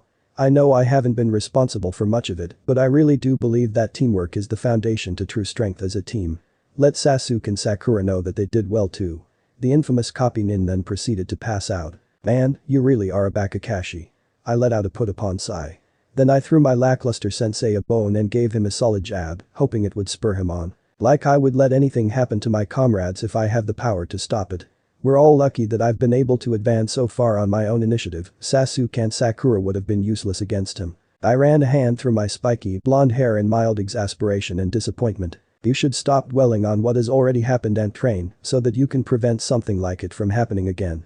You're powerful, but Zabuza had you dead to rights when he shouldn't have been able to touch you. Think on it and make your choice between the past and the present before the present becomes the past. Without looking back, I silently walked out of the room and gently closed the door behind me, not noticing the stream of tears trickling from Kakashi's single uncovered eye as he stared unseeingly at the ceiling. Dinner was quiet and short, all of us wanting to eat and get to sleep as soon as possible. The only notable occurrence was Inari's outburst about how we were going to die and that there was no such thing as heroes as he ran to his room. I easily ignored the brat. Fun fact. Uchiha Sasuke snores really loudly and I recorded it for future use. Muahahaha, take that for robbing me of my sleep, asshole. I woke early, around 4 in the twilight between ungodly night and unholy morning, and before anyone else was up I had set about my morning routine. Making my morning ablutions and setting about making 800 shadow clones to work on increasing my most needed abilities. 100 of them immediately took off to keep working on my wind nature chakra transformation. The next group was made of 300 to power level my lightning nature chakra transformation, which, while it was coming along, wasn't as advanced as my wind. Thankfully both of these exercises counted as chakra control training, as I still felt I was using stupid amounts of chakra for my lower level techniques. 50 were to keep working on perfecting my shuriken jutsu and gyukujutsu in general. The other 50 of this group would be cranking out some fuinjutsu, which doubled as training and gaining supplies for me to use. Another 50 swiftly began to run through my Goken katas at near combat speed, focusing on flowing from one stance and motion into the next, while maintaining control as well as power and speed. The other 50 were set to work on the speed and accuracy of my hand seals. The second to last group of 100 clones shunshined away to continue working on my shape transformation. If I hadn't taken so long shaping my chakra back when I attacked Zabuza with my beast tearing palm, then I may have been able to injure him more severely. Once again, this should also help with my chakra control, thankfully. The last 100 of them were to go through my current jutsu repertoire and continue my path to mastery, as in reducing the number of hand seals and the amount of chakra I needed to actually use them. I, on the other hand, would be solely focused on the physical aspect of my training, building up my speed and strength as much as possible in the next week or so in order to better compete with Haku's speed and try to contest Zabuza's strength. I finished up pounding myself into the ground and dragged my drained carcass into the house at around 8 o'clock for breakfast. Everyone seemed surprised to see me enter from outside the house for whatever reason. "Where were you?" Sasuke demanded of me, still seething with his jealousy of the power I showed against Zabuza. "Not your business, but I was training. Next time I want to take his leg off instead of merely grazing it." I responded evenly, but with a slightly vicious undertone, knowing that it would encourage him to push himself harder. I deliberately looked at Sakura as I deliver a cruel barb. "Maybe the two of you should consider it so that you can actually provide back Kakashi and me with some help next time." I was hoping that this would encourage her to take her training more seriously and work towards actually being a real kunoichi sometime before Shippuden. If she even made it that far, which I was feeling more and more doubtful about. "You can't expect us to go against a monster like that." The banshee cried with offended sensibilities. "You're right." I freely agreed with her, cutting her response off before it could truly begin. "However, I can expect you not to freeze and be useless. Merely offering support and actually being able to keep a guard on the client while we do the actual fighting would be incredibly helpful. And Zabuza isn't a monster. Not even close. He's an A-rank missing nin, true. But A-ranks are chumps compared to the real monsters." I whipped out my bingo book and flipped it to a particular page before putting it right in her face. "This is a real monster. Uchiha Itachi, S-rank missing nin. He slaughtered his entire clan in order to merely test his power, and he killed all of them, but one without even suffering an injury. Zabuza is a one-up compared to him." I glanced at Sasuke and saw him seething, teeth gritted and intense hatred darkening his visage. "That's why you need to train as hard as you can, any chance you get. Because if you think people like Zabuza are unsurpassable mountains, then you won't be able to even lift a finger if a real monster appears before you and threatens all you hold dear." I snapped the book shut and took my place at the dead quiet table. Besides, one day we'll have to help Sasuke and get his revenge. As his teammates and maybe one day his friends, it will be our responsibility to make sure that he has his shot at Itachi by taking care of anyone with him as many times as he needs. My tone was rock solid and final, causing Sakura to blanch and swivel to look at her Sasuke-kun. Sasuke had frozen, his jealousy and hate having vanished at my words. Shock and disbelief clear in his posture and face. "After all, we are all shinobi of Konoha. We're all comrades." I looked up from my food and I smiled first at Sasuke and then at Tsunami. "The meal was delicious, thank you Tsunami-chan." "Well said Naruto." Kakashi called out just as Tsunami blushed and said, "Oh, thank you Naruto-kun. Speaking of training, I'll be teaching you something new in order to try and get you ready to face off against Zabuza again." Kakashi used my sermon as a segue. "What?" Sakura returned to normal banshee form. "But Zabuza is dead, isn't he?" That hunter nin finished him off. "No, I agree with Kakashi. He used senbon, which are notoriously difficult to inflict fatal wounds with, and instead of cutting off Zabuza's head and burning the body, or even just taking the Kubikirabacho, he took Zabuza's entire body. That means that it's likely that Zabuza is alive and recovering right now and will attack again relatively soon, but with his accomplice this time." I relayed my future knowledge as my own conclusions, garnering a respectful and appreciative nod from Kakashi. "Exactly, I would hazard to guess that Zabuza will try again within a week to 10 days, regardless of his health. And while you might not think that any amount of training done within a week will let you fight Zabuza evenly, and you are entirely correct, it will help increase the chances of your survival." Kakashi cut off Sakura's counter-argument before it could even start. "Looks like I'm not the only one who wants her to grow stronger. I guess the fight with Zabuza and my words may have actually gotten through to the copy nin." Out in the forest, Kakashi faced the three of us and waited for the inevitable question. Thankfully he didn't seem to need the crutch he used in canon, but it's also obvious that he was extremely fatigued. "So what are you going to be teaching us, Kakashi-sensei?" Sakura asked after waiting a few minutes for Kakashi to do anything. "I guess I didn't fully fix him yet." "I'm glad you asked, Sakura. I'm going to teach you how to climb trees." Then I smiled as the bastard waited for the standard response. "But we already know how to climb trees." Sakura complained, shocked at the useless nature of Kakashi's training. "HN." Sasuke threw out his own agreement. His eyes however remained fixed on me as I continued reading my intermediate ceiling book. "Without using your hands." Kakashi retorted in a chipper voice, obviously enjoying this. "But that's impossible, Kakashi-sensei." Shrieked Sakura again. "Damn it, I need to break her of that, and soon." "Oh?" Amusement dripping from his voice, Kakashi turned and placed one foot on the trunk of a tree and proceeded to walk up it as if it were flat ground before stopping on the underside of a branch and standing upside down. So this is impossible. Well, I guess I don't need to teach it to you then. However, if you do want to learn, you concentrate your chakra to your feet and use it to stick to the surface of the tree. Too much and you'll break the bark and push yourself off, too little and you'll just slide off and fall. Kakashi really did enjoy messing with his students. 3 kunai flew through the air and landed at our feet. Use those to mark your progress and you might want to take a running start.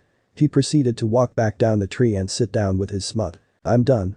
I figured this out months ago. I drawled from my perch at the top of a tree, hanging upside down like a bat and still reading my book. I can also do the water walking exercise too. I volunteered. Just to crush any hopes he had of seeing me fall into water with my clothes on. And I'm tears streaming down his face, Kakashi wailed into the air. Why Naruto? Why do you always take the joys of being a Jonin sensei from me? Did you say something back, Kakashi? I didn't even deign to look up from my book. Somewhere a man in green spandex felt a warm glow in his heart. Yosh, someone's flames of youth have exploded all over my eternal rival. It must be Naruto-kun. Yosh, I am so proud of my student that I will do 10 million push-ups with a 10,000 kg boulder on my back to celebrate his youth and fan my own flames to an inferno of youth. Youth. Parroted his mini-clone. The 2 others with them simply face-palmed as the bandits they were about to ambush were now looking at them and knew exactly where they were. A mini rainstorm immediately settled over Kakashi's head, then began pouring on him as he crouched down and began drawing squiggles in the ground with a finger. He used my thing against me. I want to be proud, but somehow I'm just devastated. Sakura. I got her attention. When you get this, and you will get it before Sasuke. Said Emo scowled at the challenge to his Uchiha superiority before I explained my reasoning. That is because you have such minuscule reserves, which makes them exceptionally easy to control. Unlike Sasuke, who has higher than average reserves for a genin. So once you have the exercise down, you'll need to keep doing it in order to begin increasing your reserves to acceptable levels. I want you to walk up and down your tree until you feel exhausted. Then sit and rest until you've recovered, then repeat until Sasuke is finished for the day. I ended with a lazy wave before jumping down from my tree, Batman style, and walking over to Kakashi. Sasuke smirked at my supposed acknowledgement of him as an elite, while Sakura paled at the thought of doing so much work. However, they both set about working on the exercise. You really aren't a good teacher, are you? I seriously asked Kakashi as I stood next to him and watched my fellow genin train. No, I really am not. He responded agreeably. I have a lightning affinity. I began, knowing that he probably knew where I was going with this. I'd like for you to teach me that jutsu you used to carve up Zabuza.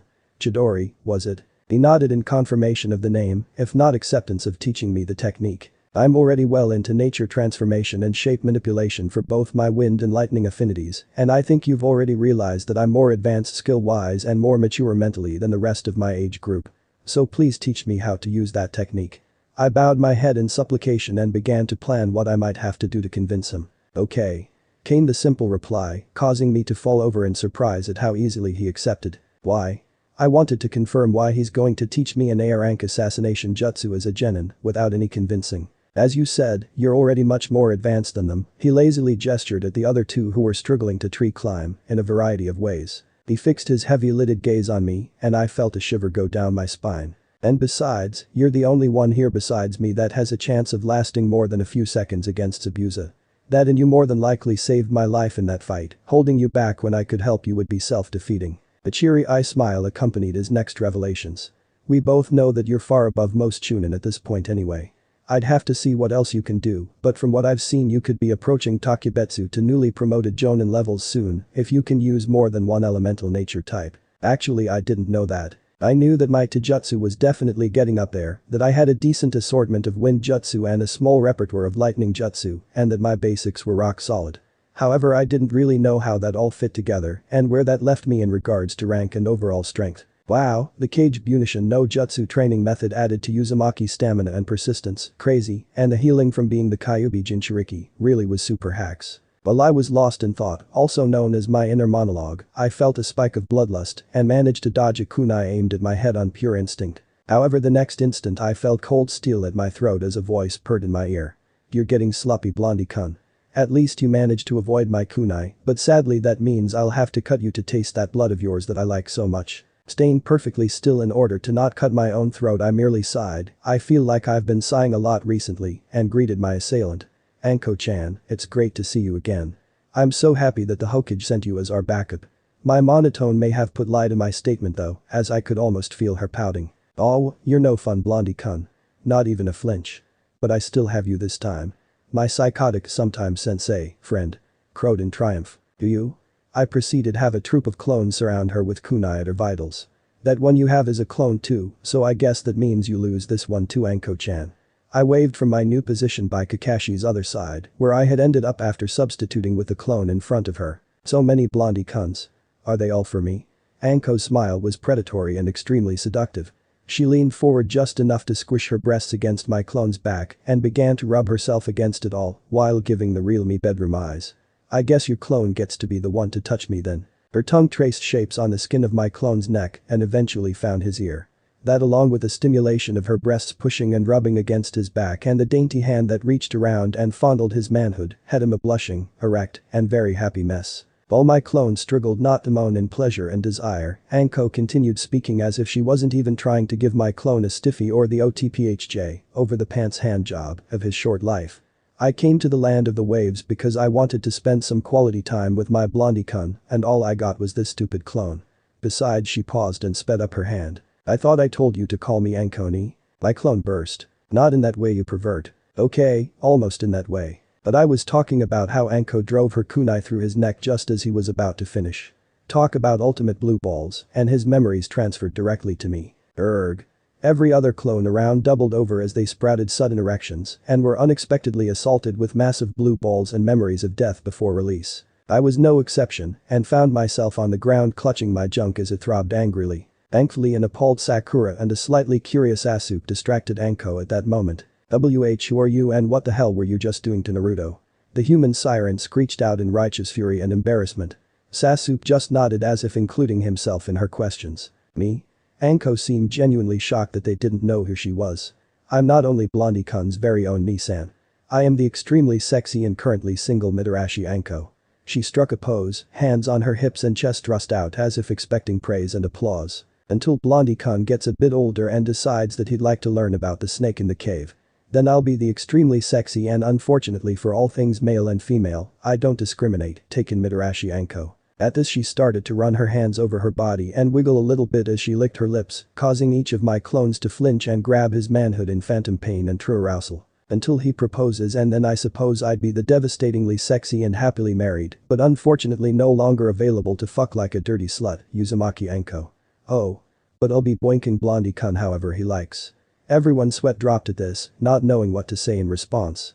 I gave a long-suffering sigh again as my clones all popped and my pants grew even tighter. You're a bit late. I tried to get the conversation back on less perilous subjects. I let one of my clones fill you in, Kakashi-sensei was about to teach me a new jutsu, so I'll talk to you later, Anko-chan. I motioned for Kakashi to join me as I created a new clone and begin to waddle away as my pants were uncomfortably tight around my junk and restricted my movement. Now as an aside, in my old non-ninja life, fanfiction authors like to joke that Hinata liked and stalked Naruto because he was hung. I wouldn't be surprised if that was her reason. I could club a baby seal to death with this thing and I'm, like, 12. Seriously. Oh, do you mind watching over those two while they train? They're doing tree climbing. Maybe you can provide some incentive for them to work harder. I offered to the crazy, sexy snake lady over my shoulder. Oh blondie-kun, this is why I love you. You give me the best presents. She cheered before turning to my teammates with a homicidal grin. You better start working harder and moving faster or else you'll have to learn how to do this with only one leg. The kunai and shuriken began to fly and screams rang through the air as Kakashi and I walked away. You are a wonderful student. Kakashi gave me a thumbs up as proud tears streamed from his visible eye. At night while we were eating dinner, Anko was hanging off my side blabbing away happily about something or another. Kakashi was busy reading his smut and my teammates were nursing fresh bruises and cuts as they shoveled food into their mouths like they were starving to death before both of their heads thunk down on the table. I was reading my sealing book, enjoying the feeling of Anko's leg pressing and rubbing against mine, subtly focusing on how her breasts felt when pushed up against my arm and shoulder, and lazily preventing her from either assailing my teammates with various weapons or sneaking her hand into my pants. I was only 12 after all, and as much as I knew I would enjoy whatever she did to me, it was not to be done in front of others. If we were alone I would definitely just let her do whatever she wanted and try to enjoy it as much as possible and record it. I would definitely record it. Unfortunately I knew this atmosphere wouldn't last, and as I thought, it didn't. "You're all going to die," came a high-pitched and petulant voice. You say something, Pipsqueak," I asked in my best Kakashi voice, as Kakashi himself clenched his fist in victory at having passed on his thing to the next generation. "I said that you're all going to die," he screamed at me. "You can't beat Gato, no one can. So you're all going to die. You aren't heroes, they don't exist." I mildly closed my book with one hand, while with the other I soothingly took Anko's hand away from the sharp object she was about to launch and drew little patterns on the back of her hand and knuckles. Kakashi was in shock as Anko practically melted against his student due to him rubbing her hand. Anko? The crazy, murderous, psychopathic, slutty, reprehensible, snake bitch of Konoha. The woman who assaulted, slept around, and violently hurt people for amusement. That Anko. And now she sported a soft blush, was nuzzling his cute little student's cheek, running her tongue over his neck, and had little pink hearts wafting off of her as she purred in contentment while giving him the "you're getting lucky tonight" look. What the hell did Naruto do to her? Where he could get him some, and did it work on other women too? I cleared my throat while I carefully crafted my response and thought about how much I wanted to dig at Inari. So in reverse order. You're right that we aren't heroes. We're shinobi, we kill heroes and villains and everything in between. You're wrong that heroes don't exist though. Heroes are those who stand up for their beliefs and loved ones no matter the cost, and they most certainly do exist. Regarding Gato. He's just a funny, little man with lots of money. As soon as we defeat Zabuza, the ninja that Gato hired, for the second time I might add, we will be able to kill Gato at any time we want. As for us dying. I shrugged at this point. It's possible, but that's the life we signed up for when we became shinobi. However, at least we'll go out fighting for what we believe in and with friends at our side and not sitting at home whining about how hard our lives are and wishing failure and death on the family that only wants what is best for us. You see, little boy, we are what stands between your grandfather, mother, village, country, and yourself and Gato. So if we die, all of you will as well. I softly brought Anko's hand up to my masked lips and planted a soft, short kiss on her palm that had her melting down into a puddle on the floor. I'll be taking my leave now. I'll be outside training to work off some steam. Thank you for the wonderful meal, Tsunami-chan. With that I left and prepared to train through the night and meet Haku in the morning.